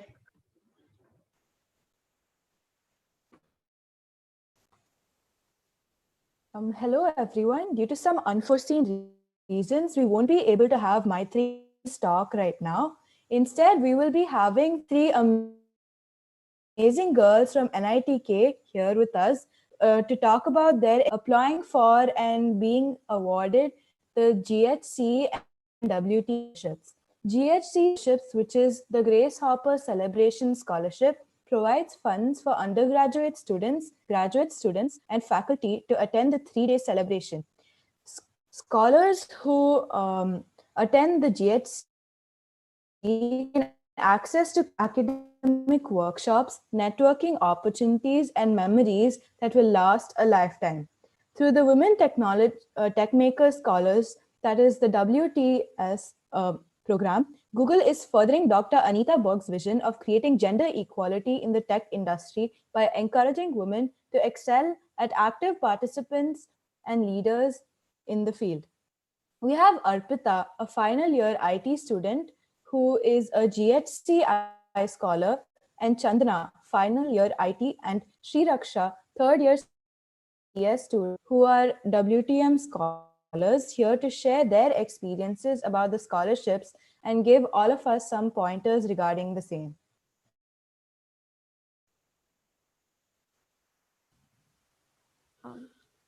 Hi. Um, so today I want to talk about my experience at GHC. Why GHC is like one of the biggest conferences for women in tech that there is, and it's pretty amazing. And I have always wanted to attend it, so I'd applied to a lot of scholarships, and I didn't quite get any.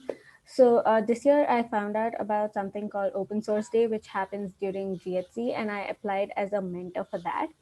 And I got in as a mentor for Open Source Day, and because of this, I got full free access to the entire conference and was able to attend the conference, career fair, and everything. So the main highlight about GHC, which attracts most people, is its career fair, because people get a lot of opportunities, jobs, internships, everything. And this year, however, because of the whole virtual scene, the career fair didn't happen as expected. But it was still a great opportunity to interact and network with a lot of people.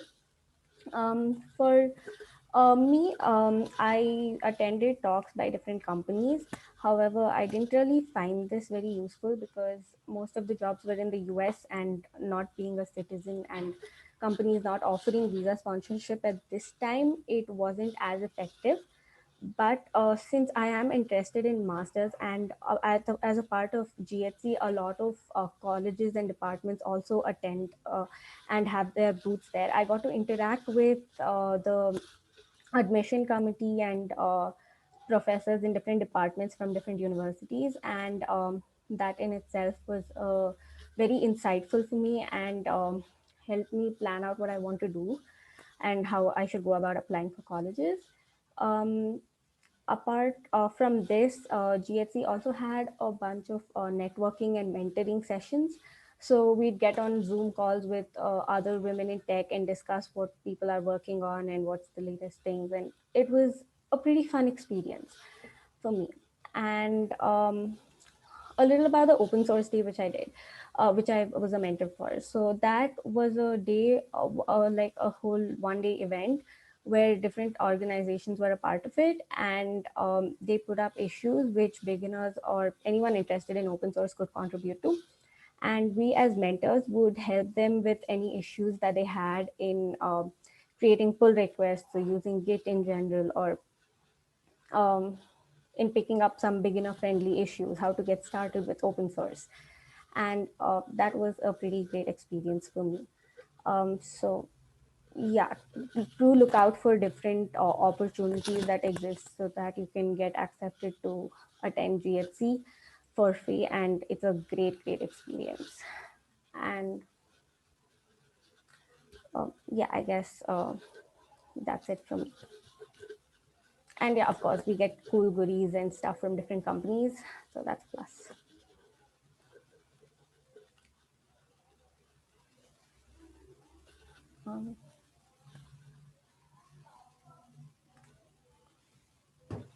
Thank you, Arpita, for that insight. If Chandana and Sriraksha are here, they can take up the mantle and talk about the WTM scholarship.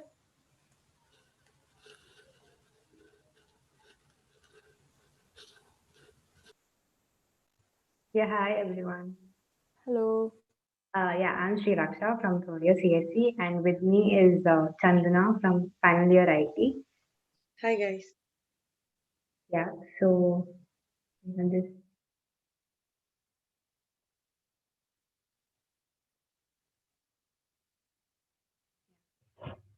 So I have received a women technical scholarship this year, and same as for Chandana the last year. So what is women technical scholarship? So this scholarship is actually provided by Google to support women in technology. They actually have three major scholarships under this program. The one which actually is related to us is for the computer science. So we come under the region of APAC, which is Pacific Asia Pacific region. Um, about the application process, we first have usually a 2 months time to fill the form at the respective website.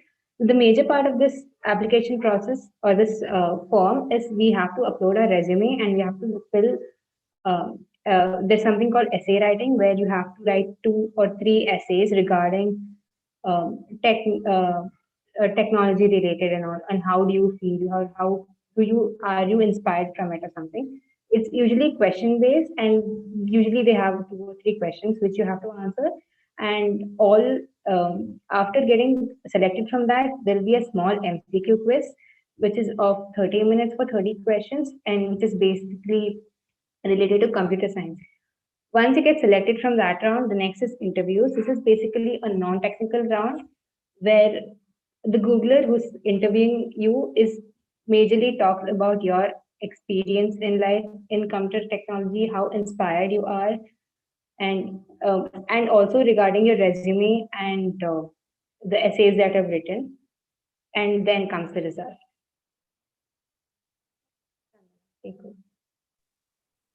Okay. So coming to the pointers which you have to keep in mind while applying. So the most important point is you have to plan it in advance, approximately 2 to 3 months. You can't just be like, okay, I'm gonna apply today. So you have to kind of do some projects which are related to community. You have to give some talks, workshops, which would help not only yourself advance in technology, but also some other girls or some other minorities, which would help them in advance in the field, particularly in the field of technology. So if you conduct a math or a science workshop and say that you're helping the community, this does not apply for WTM scholarship. It should be focused towards technology and community. These are the two major things which they would see in your application. So first important point is be confident. Be confident. When I say you can be confident only if you put in enough effort in the field of technology. Secondly, keep your essays short and clear to the point. So you can't just write stories about the same talk which you conducted 100 times. You need to be very precise. You need to have specific points which are related to two broad areas, as I mentioned. One is technology and other is community. Thirdly, as I mentioned, you need to plan in advance. So if you need to have a good resume, you can't make it in one day, right? You need to have good internships. For example, Sri Raksha and I had an internship in Microsoft, and this was a strong positive point in our resume. Another thing is you don't have to be a topper, like you don't have to have a GPA above 9.5 or something, but a good GPA above 8 is definitely a positive point in your application. Then good communication skills are very important. So practice how to write good essays, which are concise, which are short, but they convey the idea that you want to convey.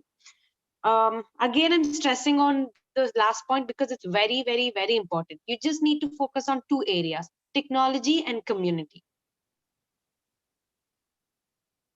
So yeah, now tackling the interviews. So this is applicable only if you finish the first two phases. That is, your application gets shortlisted and you're able to finish the MCQ round.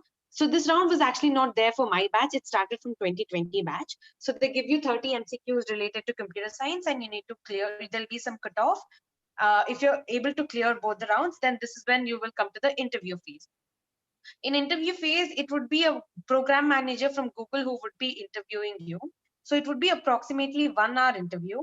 Half an hour would be dedicated to the projects that you wrote in your resume, and half an hour about what contributions you made to the other minority communities. So some of the pointers which can help you during the interviews are having an in-depth knowledge about each and every project written in your resume. So they want to see if you actually did the projects by yourself or not. So they'll ask you a lot of questions on your projects. Secondly, yeah, you should know how your projects can impact the community positively. So it's not just about doing high-fi projects. You should also know what impact the projects have on the community. Thirdly, you should have done enough activities which will contribute to community. For example, you can give talks, you can conduct workshops, you can mentor some girls in doing how to do projects and stuff. And you need to actually talk about this. It's not just about you doing. You should also have enough skills to communicate all your work to the interviewer within that short time frame. And fourthly, keep your answers precise in the interview as well. If you tell the same thing 100 times, the interviewer is just going to get bored.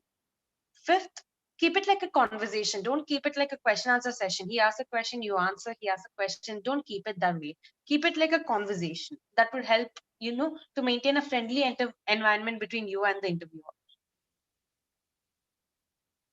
Okay, coming to why we should apply. So first obvious point is the scholarship amount. They would give you typically around $1,000 scholarship for each applicant. Secondly, you get amazing swags from Google. So I got this really cool bag, notebook, water bottle, so many swags from Google. Third one is Techmaker's retreat. Unfortunately, this is cancelled from the 2020 branch. I mean, the retreat would happen, but it will happen within India, one of the Google India offices. For my batch, it was in Google Sydney. But from 2020, it was decided that it would happen within a country because of the visa issues and so on after the COVID situation. Then it is a very, very great opportunity to meet amazing women. Let me tell you, I made friends from so many countries. I have friends in Taiwan, Qatar, and so many countries. So you would meet so many people who are interested in your field. You can have regular chats with them on WhatsApp. So it's a big plus point. Building a strong community. So you would be a part of a community called the Google Women Techmaker community, which has so many women who are software engineers, entrepreneurs, researchers. So you can just ping them and say, hey, I'm also a woman tech maker. I have so and so doubt. Could you please clarify? And they're really friendly and they're always ready to help. Next, yeah, you can get an opportunity to intern at Google India. So if along with all these positive points, you have a good knowledge in data structures and algorithms, they would recognize you and call you out for interning at Google India. Then, yeah, the last one is you would have the WTM tag throughout your life, and it's a very big positive point for your resume. Yeah, so that's it, guys, about WTM. So any questions?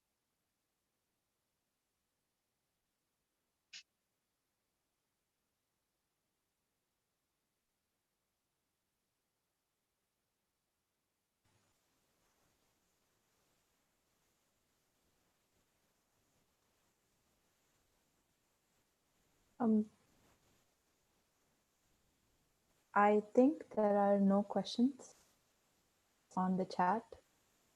Right. So thank you. Thank you very much,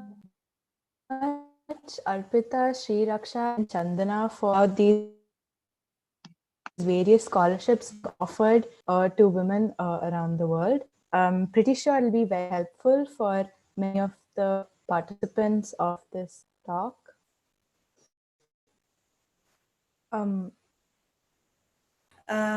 Good morning, everybody. I am very honored to welcome you all to our last talk of the day with Ms. Kalika Bali, who is a researcher at Microsoft Research India and she works in the areas of machine learning, natural language systems and application, and technology for emerging markets. So her research interests are broadly in the area of speech and language technology, and she works on code mixed language, on generating code mixed language data for both text and speech. With no further ado, I give it over to ma'am to talk to us about her journey, her experiences, and her work. Thank you, ma'am, for joining us today. Thank you, Pragya. So I was asked to talk about my journey a little bit, and then I also have like a talk that I would like to share with you. The work that we've done on code mixing. Some of the things which are not, typically the kind of things that engineers and technical people think about. So. Uh, about my journey, it's like I really don't know how to start. First, maybe the first thing is that I'm not an engineer. I'm not even a computer scientist. Um, I have a degree in chemistry. I studied linguistics. I went off to do my higher studies in England in linguistics and acoustic phonetics. So, you know, uh, I am not your typical standard. Did my engineering, did in computer science or electrical engineering or electronics, and then went off to kind of work in a technology thing. I actually started working in the University of South Pacific in the Fiji Islands as a lecturer, as an assistant prof, and while working there, I kind of got an offer to build speech systems by a company in Europe. And I moved to Europe and I started, that's when I really and truly got into technology, actually building, speech recognition and speech um,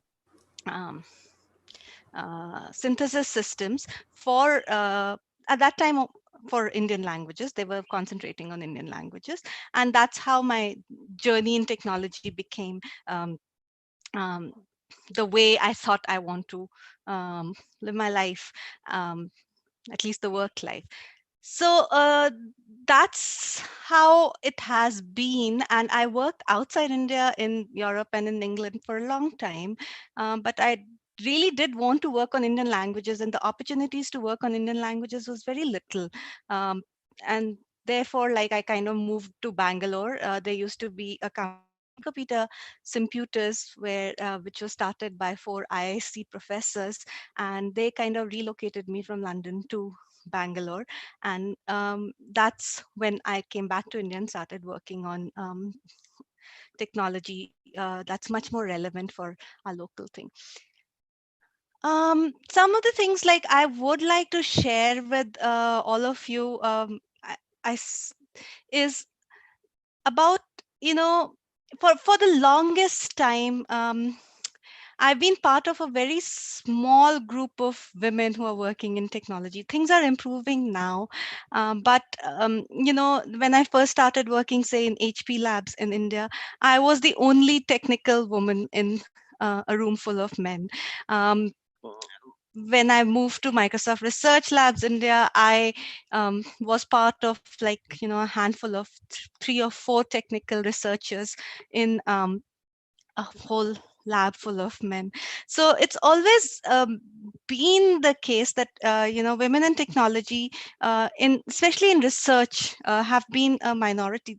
Things are slightly better on the software engineering side, but in the research side, there's always been a handful of women. And also, even in the software engineering side, as you grow up, as you go to more senior levels, you find that the number of women really reduces.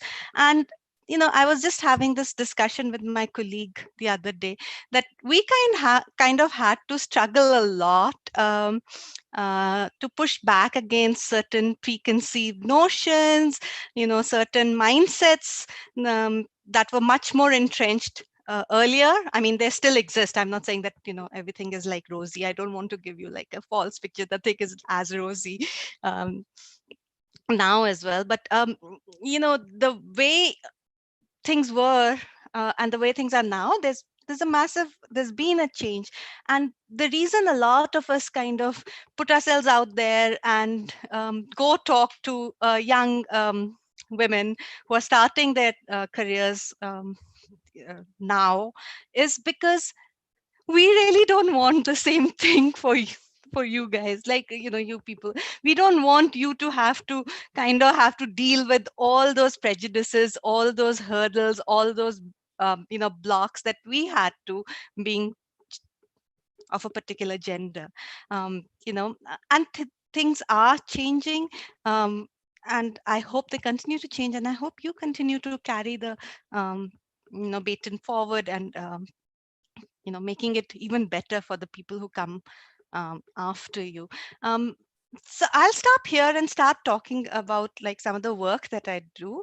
The and then, in question answers, if people have more questions about the technical work, or even other things, or about my experiences, I'd be very happy to kind of uh, answer those and have more discussions on this. So let me just share my screen. Yeah. Can you see this? Yes, ma'am. It's visible. Okay. So I would like to talk to you about some work that we did a few months back on creating, like, understanding whether multilingual users would like chatbots that code mix, right? This is actually a published paper in CSCW, which was held just like a couple of weeks ago. So and this is part of the same work that we presented at that conference. And this was done in collaboration with my colleague Monojit Chaudhary and a few interns and research fellows who worked with us on this. So if I showed you this and said, what is common to all these tweets? I don't know if, like, if you will be able to get what is common to all these tweets. Basically, they're all code mix. So what is happening in and these are actually real tweets that we've taken from Twitter. So these are, you can see in various languages, you can understand the English part at least, and you can see that there's like something in English and something else, something in English, something else. And, it's a mix of a couple of languages. So that is what code mixing essentially is. Code mixing or code switching is the mixing of two or more languages in a single conversation, sometimes even in a single sentence. And this is a very, very common phenomena. We in India kind of get it immediately, right? Like, we understand it because we all do this all the time, right? Irrespective of what your mother tongue or native language is, we kind of switch back and forth between our mother tongue and English, or even our mother tongue in another language.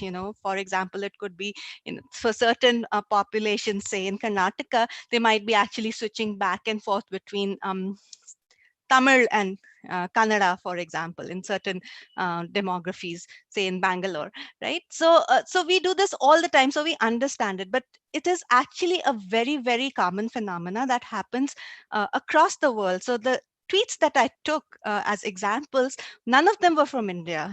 They were from Europe. They were from Americas. They were from Africa. They were from Southeast Asia. So this happens almost everywhere in the world. So this is another example which you probably can relate to completely. So this is like Rohit and Sapna, two friends, probably having a conversation, and Rohit is saying, "How are you, Sapna?" And Sapna goes, "I'm fine. और तुम सुनाओ क्या चल रहा है आजकल? I heard कि तुमने job change कर ली." Rohit, हाँ यार, I wasn't enjoying my job, and जब मैं खुद अपनी company run कर सकता हूँ, then why should I work for someone else? Like, I don't know if people here understand Hindi. If they don't, but this is basically, Sapna and Rohit having a conversation in which Sapna is asking Rohit, like, "I've heard that you've changed your job," and he says, "Yes, like when I can run my own company, why should I work for someone else?" And this is a very normal, very natural way in which we talk, right? So there is an alternation between two or more languages. It can be at sentence level, it can be at phrase level, it can be at a word or a morpheme level. And what do I mean by that? It's like, in I can give you examples in Hindi, and I believe there are lots of examples. I know in Malayalam, lots of people have these examples. And in all the other languages in this country at least as well. So for example, in Hindi, if we say, um, what are you, it's line marrowing, right? So line marrowing is like a slang, but like line marrowing is marrow and ing, right? So it's at a word and morpheme level. It's not at a sentence level or at a phrase level. And this is a very characteristic feature of speech in bilingual and multilingual societies. So this is not something new. I know, like, you'll hear on the media a lot saying that, oh, the younger generation is spoiling the language and they don't. But this has been the case for all societies where there has been multilingualism at the societal level, so not at an individual level. So it's not as if like only your family, if they speak 3-4 languages, or only you speak 3-4 languages, then you will do this. It has to be at a societal level, and it's a characteristic feature of societies where more than one language is prevalent. And in fact, one of the first studies that anybody did on code mixing was in 1940s. In an American linguist, like the first published, I'm sure others must have studied before that, but the first modern published work that we have on code switching is from 1940s, that an American professor did on the people in Delhi, like how they were mixing between Punjabi, Hindi, and English, all the time. So this is not new, and this is not uncommon, right? And there are various reasons why we do this, and they can be language specific reasons. They can be what we are trying to convey. They can be like a social reason for us doing that. And um, people study these, and we have also been studying this a lot, like trying to understand why people do it. So we have been working on this for a very long time in a project that we call Project Melange, where we aim to analyze and understand why code mixing happens at both structural level. By structural, we mean like at the actual structure of the sentence kind of level, and functional levels, which is like how and why people use this. And this in turn allows us to process mixed language as well as model conversations and dialogues computationally for a multilingual population, right? So if we understand why this is happening, how this is happening, then we can build models, computational models, that allow this to happen.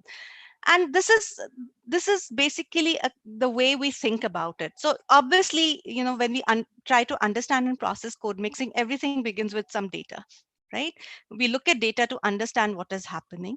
The first thing is like you detect whether it is code mixing or not. So you're given a string, a text string. How do you know it is code mixed or not, right? So the first thing is detecting it. Then there have to be all kinds of NLP tools and models that allow you to process this data.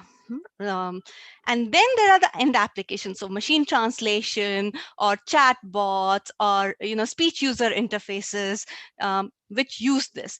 And all of this, the data feeds into this, but the data also feeds into the models. Like it helps us construct computational models based on some kind of data as well as theory, and that those as well feed into all these things. So we kind of go back and forth between theory and data to create this entire pipeline of tools and applications, right? So what are some of the things that we have been looking at in the what would largely be called the area of computational models and linguistic theories? So one, of course, is like on the UI side, what is the improvement in UX, if the chatbot like a Cortana or a Siri or a Google Voice responds in mixed language, like how do users respond to something like that? So it's an UI issue. There are also socio-pragmatic functions, like, why do people code switch? Um, what is their preference? Like, when do they mix one language with another? In what context will they do this? And one of the works that we've done in this area is it points to the fact that people who switch between English and Hindi, I mean, this could be true for other languages as well, but we've studied people who are English Hindi bilinguals. They prefer to switch to Hindi for swearing and giving negative opinions, and then you would say, oh, that's very interesting, but what does that have to do with, like, computer systems, etc.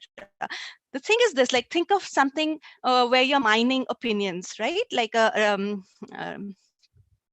a system that provides recommendations, right? Or systems that's trying to understand through social media, etc., like what people's opinions are. Now, if you only do the English part, you will only get facts, or you will get positive opinions. You will not get the negative opinions which people are expressing in Hindi as their code mix, right?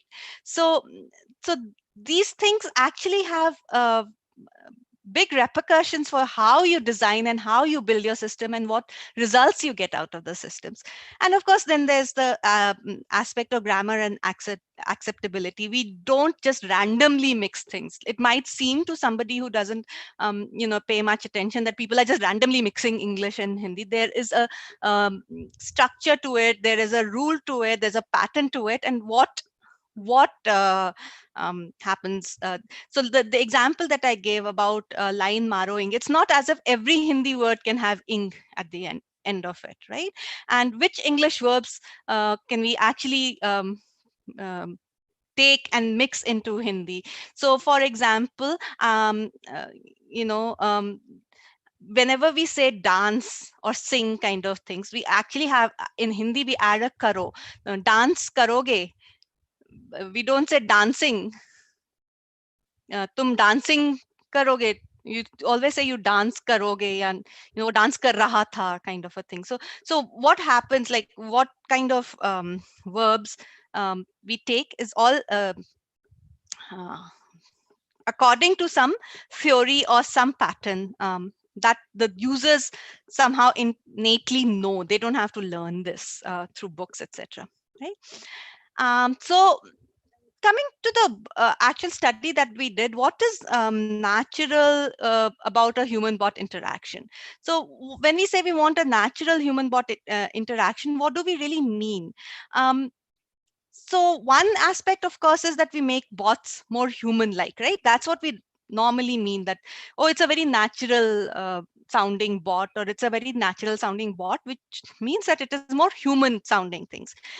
But humans are extremely adaptive and flexible in conversations. When we are talking to people, we kind of see how people are responding, what our shared context is, what the social and cultural context in which we are having this conversation is, and we change according to them. And one of the most common ways we do it is like we adapt to each other's vocabulary, right? We adapt to each other's accents. So if we are talking to someone who has a different accent, we tend to kind of move towards their accent to be a little bit more like them, right? So then that leads to the thing is that, of course, there's a chatbot should say in the conversation to make it sound more human like, which is on the structural side. Like it should say please, it should say thank you, it should have all these things which make it sound more like a human. But then how should it say it? That's another thing. Like, what is the style it should take to convey the same thing? Because a single um, um, sentence can be said in many, many ways to convey different kinds of meaning, which can range from polite to impolite, friendly to unfriendly. Something that you say to the way you talk to your friend will be very different from the way you talk to your professor or to your family, etc., etc. So how should a chatbot say it? So that's where we were kind of starting from. And we have seen that the way we choose between the 2 or 3 languages that we are mixing is actually a decision that we take, which is has to do with linguistic style, right?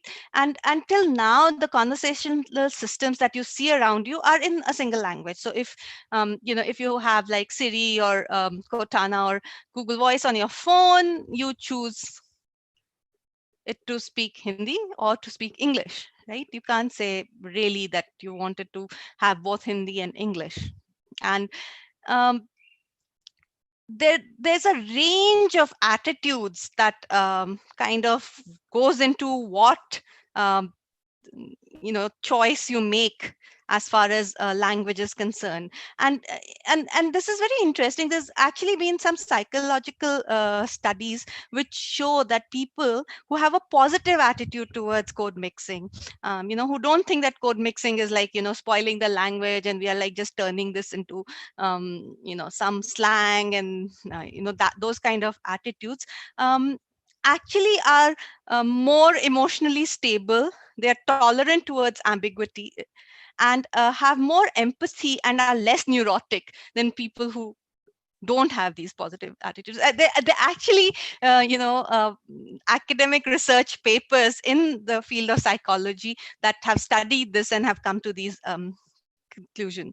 And the preference towards whether a bot or even like amongst humans you should code mix can vary a lot depending on where you're coming from, what your age is, what demography, geographical region, etc. Are you from, right? So I am originally from Delhi, and in Delhi it was completely forever, like when I was a kid, it was completely normal to code switch. Everyone code switched, right?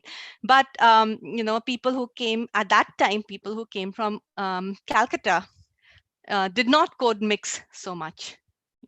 They, when they spoke English, they spoke English. When they spoke Bangla, they spoke Bangla. They did not do this mixing too much at that time. So there were these geographical variations also that happened.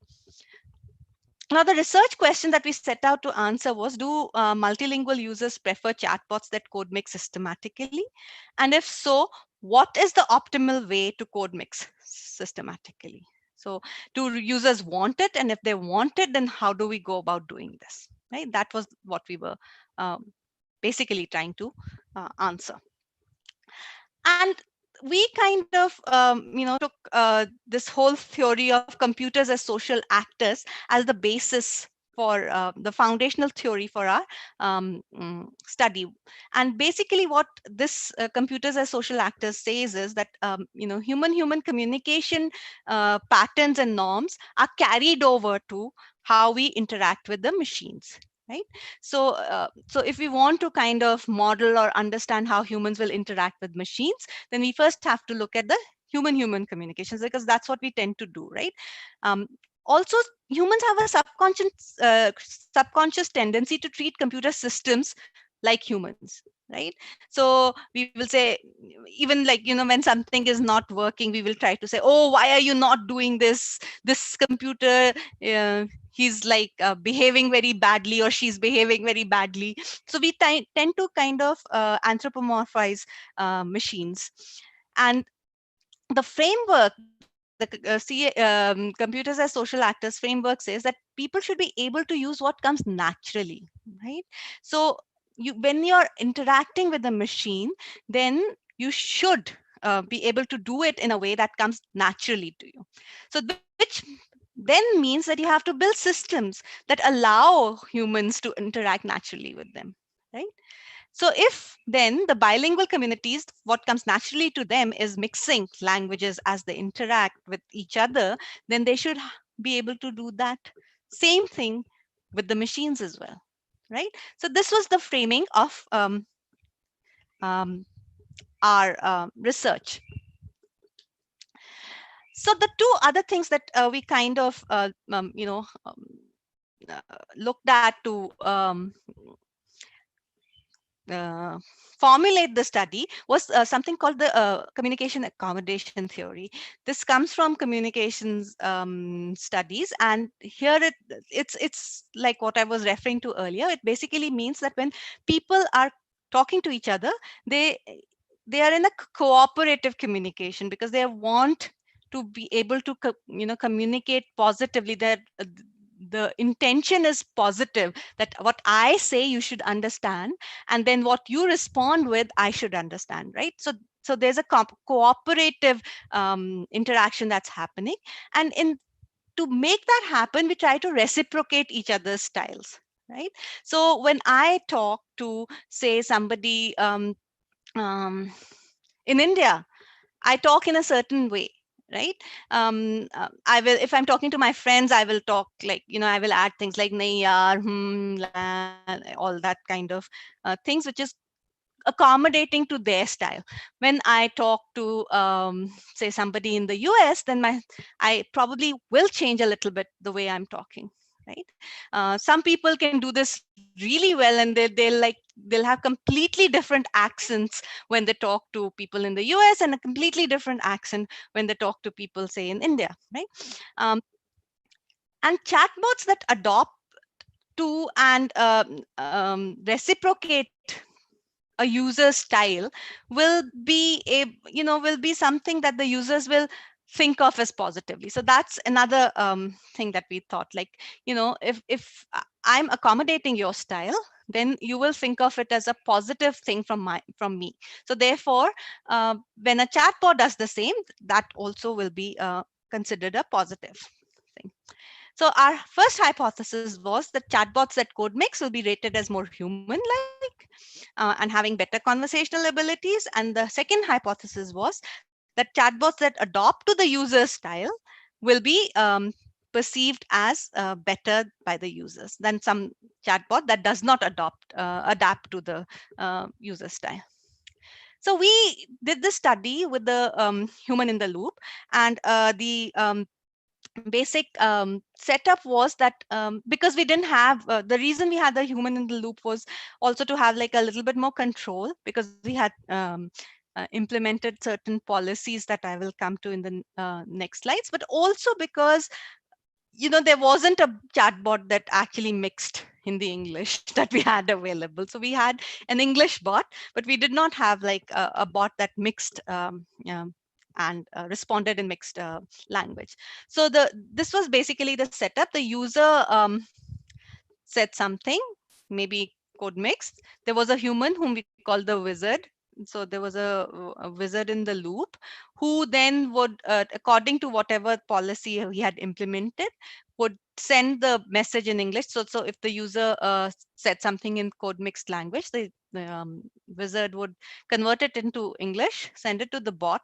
The bot will respond in English, and according to the code mixing policy, the wizard would again change it and then respond to the user. So this was essentially the setup.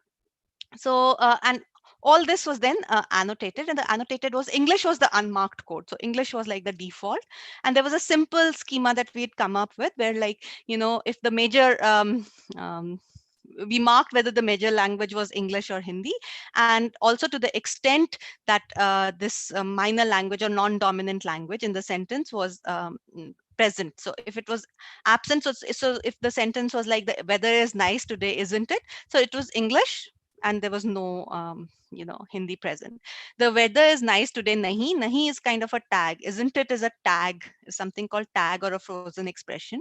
So then et, Mausam is nice today, isn't it? So just one lexical item, like just one word has been substituted. So that is EL.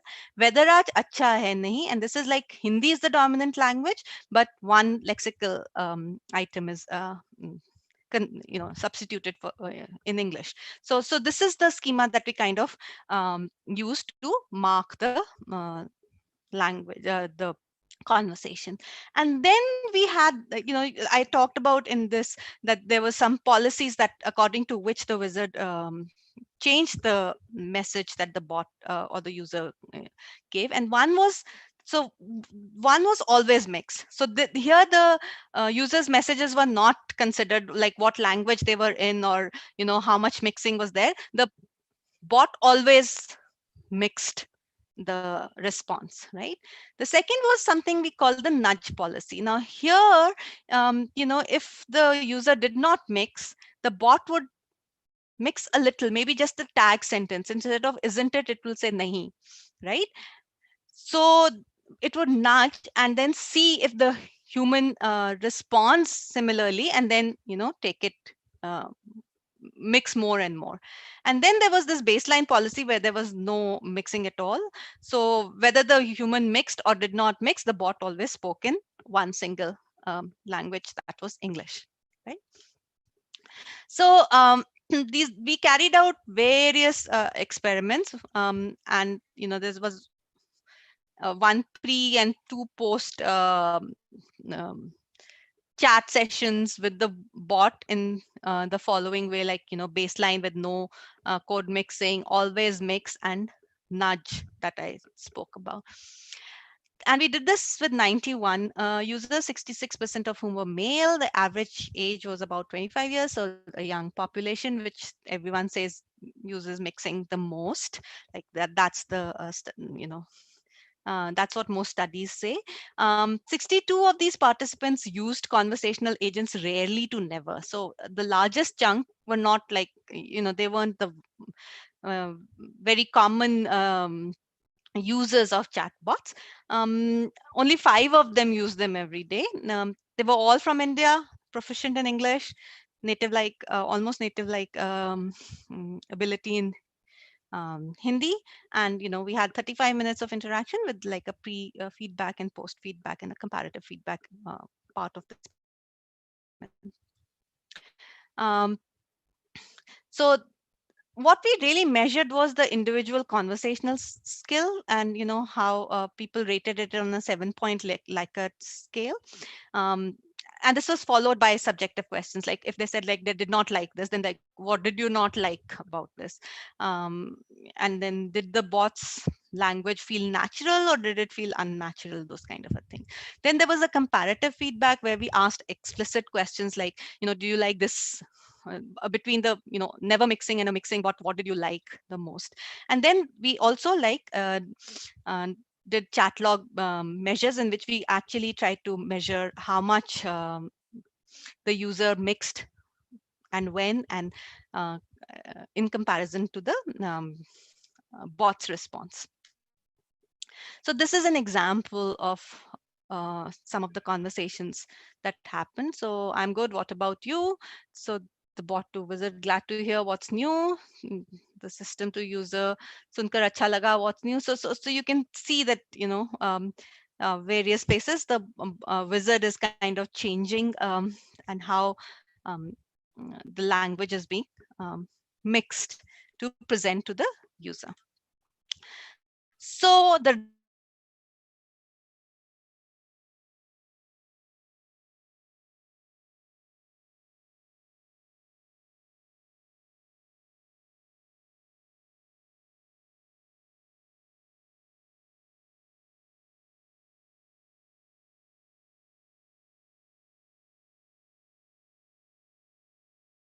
experiment an effect of language proficiency. So people who themselves mixed more rated them higher than those who did not um,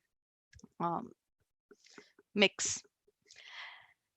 So when the participants felt that the code mixing chatbot was adapting to their code mixing, they thought that the bot was more natural. So like when it was in response to their code mixing, they thought it was more natural than when the bot was just always code mixing, right? And there was this distinction between nudge policy and always mix policy.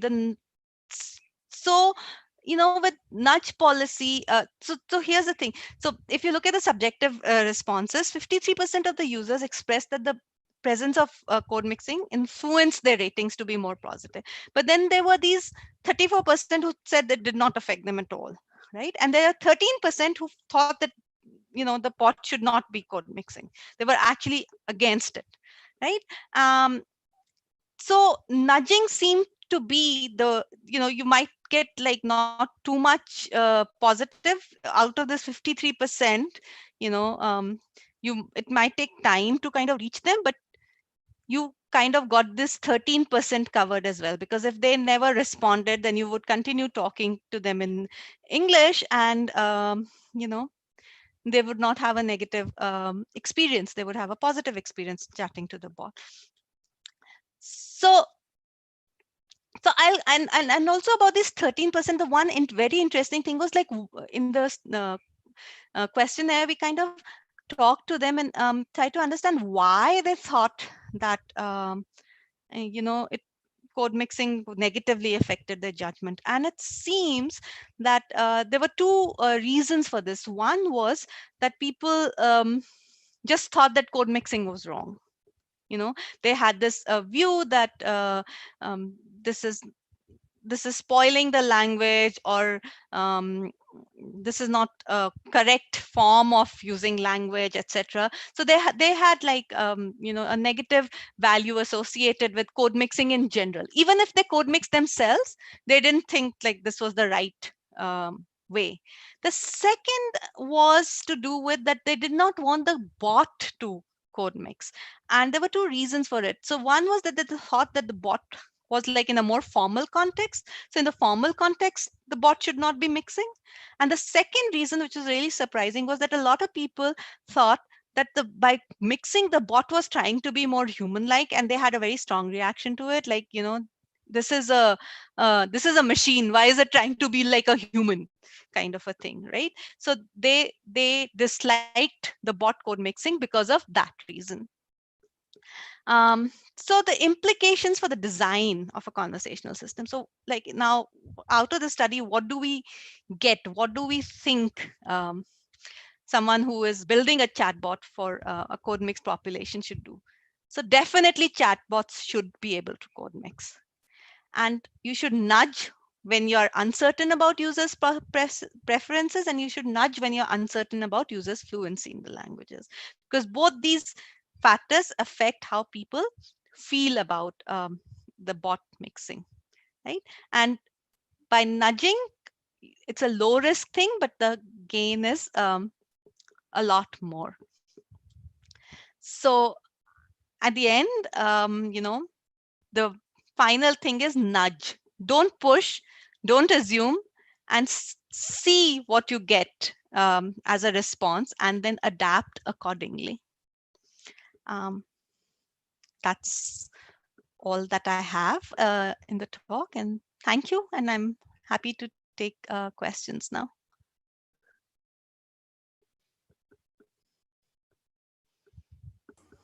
Yes, ma'am. Thank you. That was a very insightful talk. I'll just, anyone with any questions, please put it on the chat, or people watching it on YouTube, please put it on the live chat there. Uh,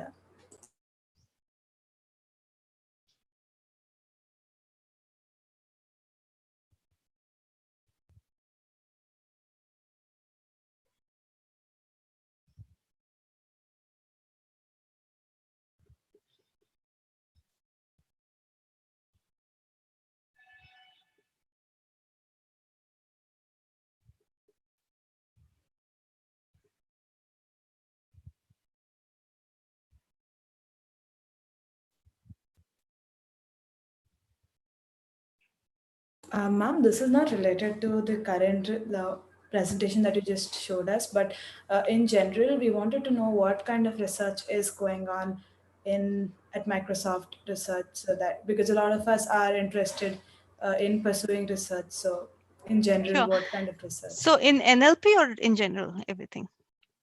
In NLP and in general, I think we'd like to know both. So I think there are a couple of areas that MSR focuses on. One has to do with basically machine learning and applications of machine learning. So in machine learning, there are people who are looking at how machine learning applies to a lot of different areas, like systems for smaller devices. How do you have machine learning for tiny devices? You have machine learning applications like what we are doing in language. We also have a very strong machine learning theory group where people are looking at, how the explainability, for example, of the deep um, learning models and techniques. So that's one very strong area. We have a very good systems group as well, like who work on systems and communication area. We have a group that works on programming languages and optimization. So that's one research area. Then there is technologies for emerging markets, where that's like the most interdisciplinary group, where we kind of look at more from a social impact, as well as design, as well as media, social media, um, etc., economics. So kind of how all these things feed into the kind of technology that we have to look at for emerging communities, emerging markets, and communities in those markets. Then of course there's language and speech, where we are currently, the things that we kind of focus on is multilingual models. Right now we're looking more at, like, how these big models um, that have come up, like Mbert and Turing, etc., like how do these XLMR, um, what do these models mean for multilingual scenarios and multilingual applications. Then we have another project called Elora, where we look at specifically at low resource languages, because in the data hungry world of today, we still have a lot of languages which are ignored because there isn't enough data available for those languages. So in those cases, then how do we go about it? And a lot of our focus in TEM and in Elora like projects is from the community. So we look at the community, we understand the needs, and the desires and aspirations of the community, and kind of build from that. So it's like not like, oh, we have this great technology and let's just go and put it on the thing. Like, we try to understand and make community the stakeholder in those processes. Am I missing anybody? Trying to think.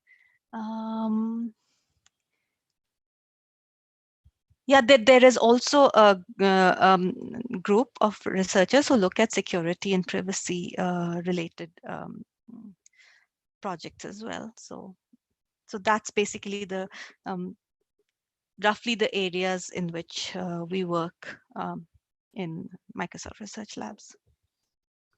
We also we have a very good research fellowship program, which is for undergrads, people who have just finished their undergraduation and are planning to go for higher studies, but are not really sure right now, like how, whether research is for them or how to do research, etc., etc. So we have a research fellowship program, which is for 2 years.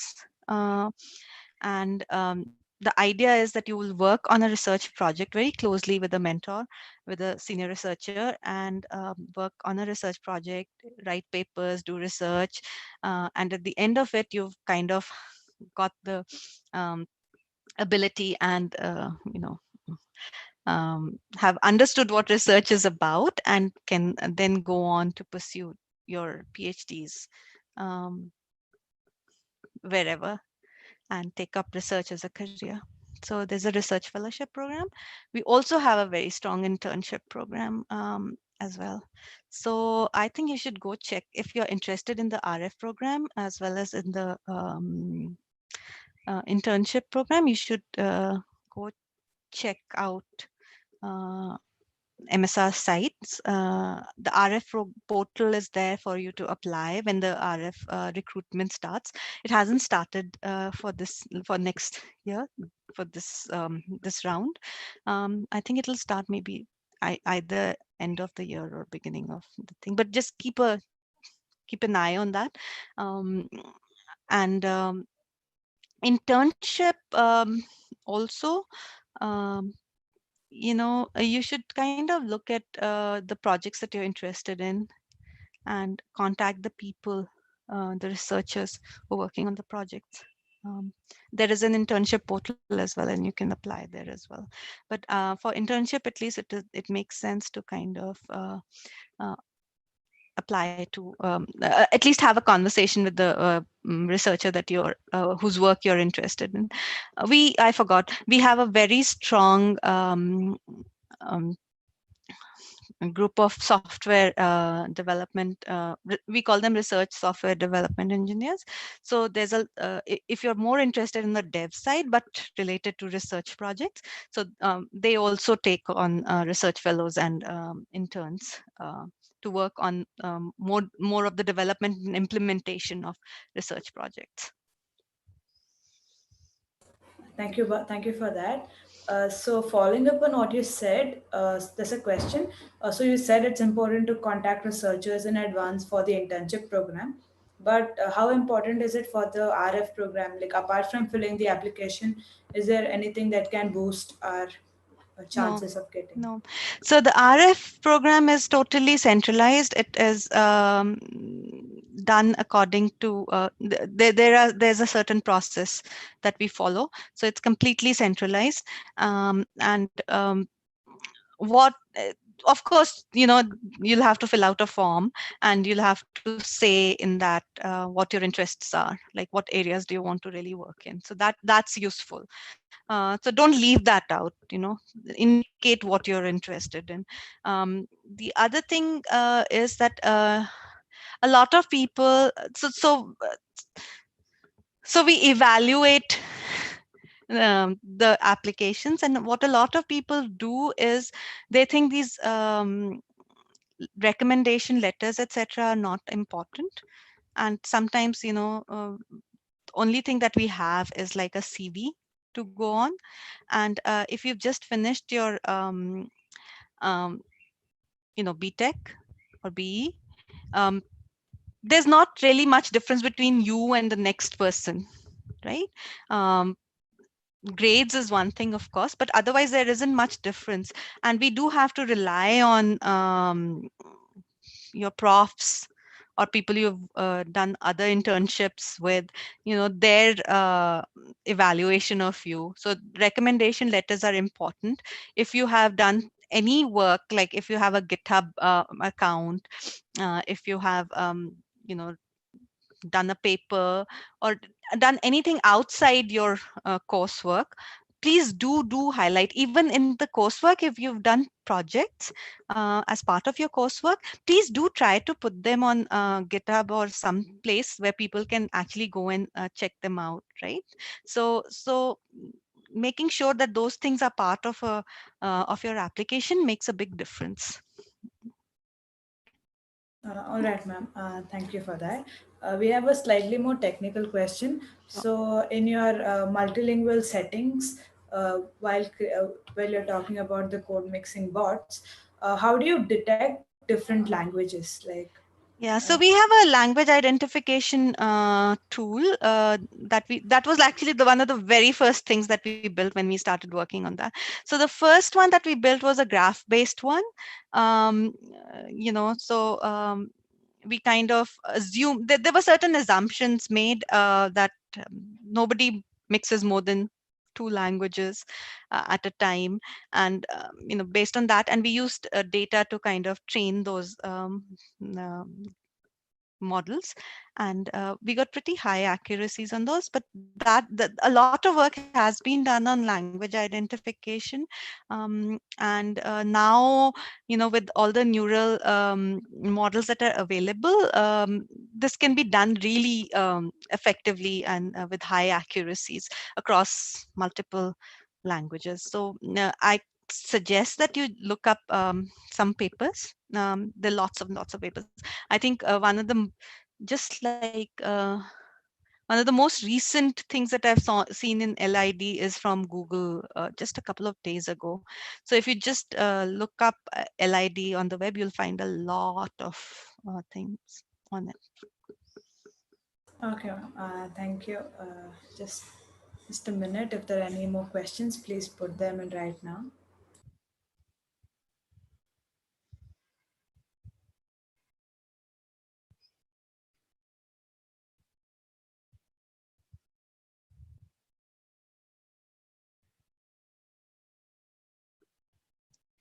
So most people here from a computer science stream?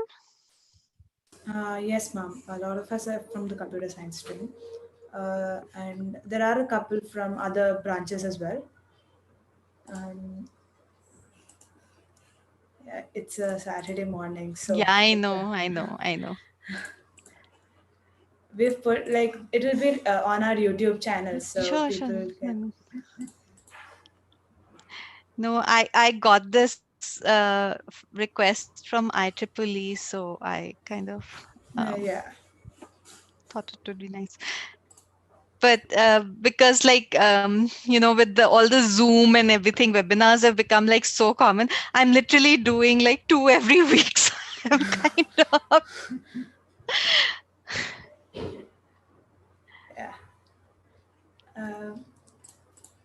Okay, I don't think there are any more questions for you, sure. ma'am. So Thank we, you. Thank you so much. thank you so much for taking the time, and I hope we can stay in touch and contact you in case we have any questions about MSR or Absolutely. about your work.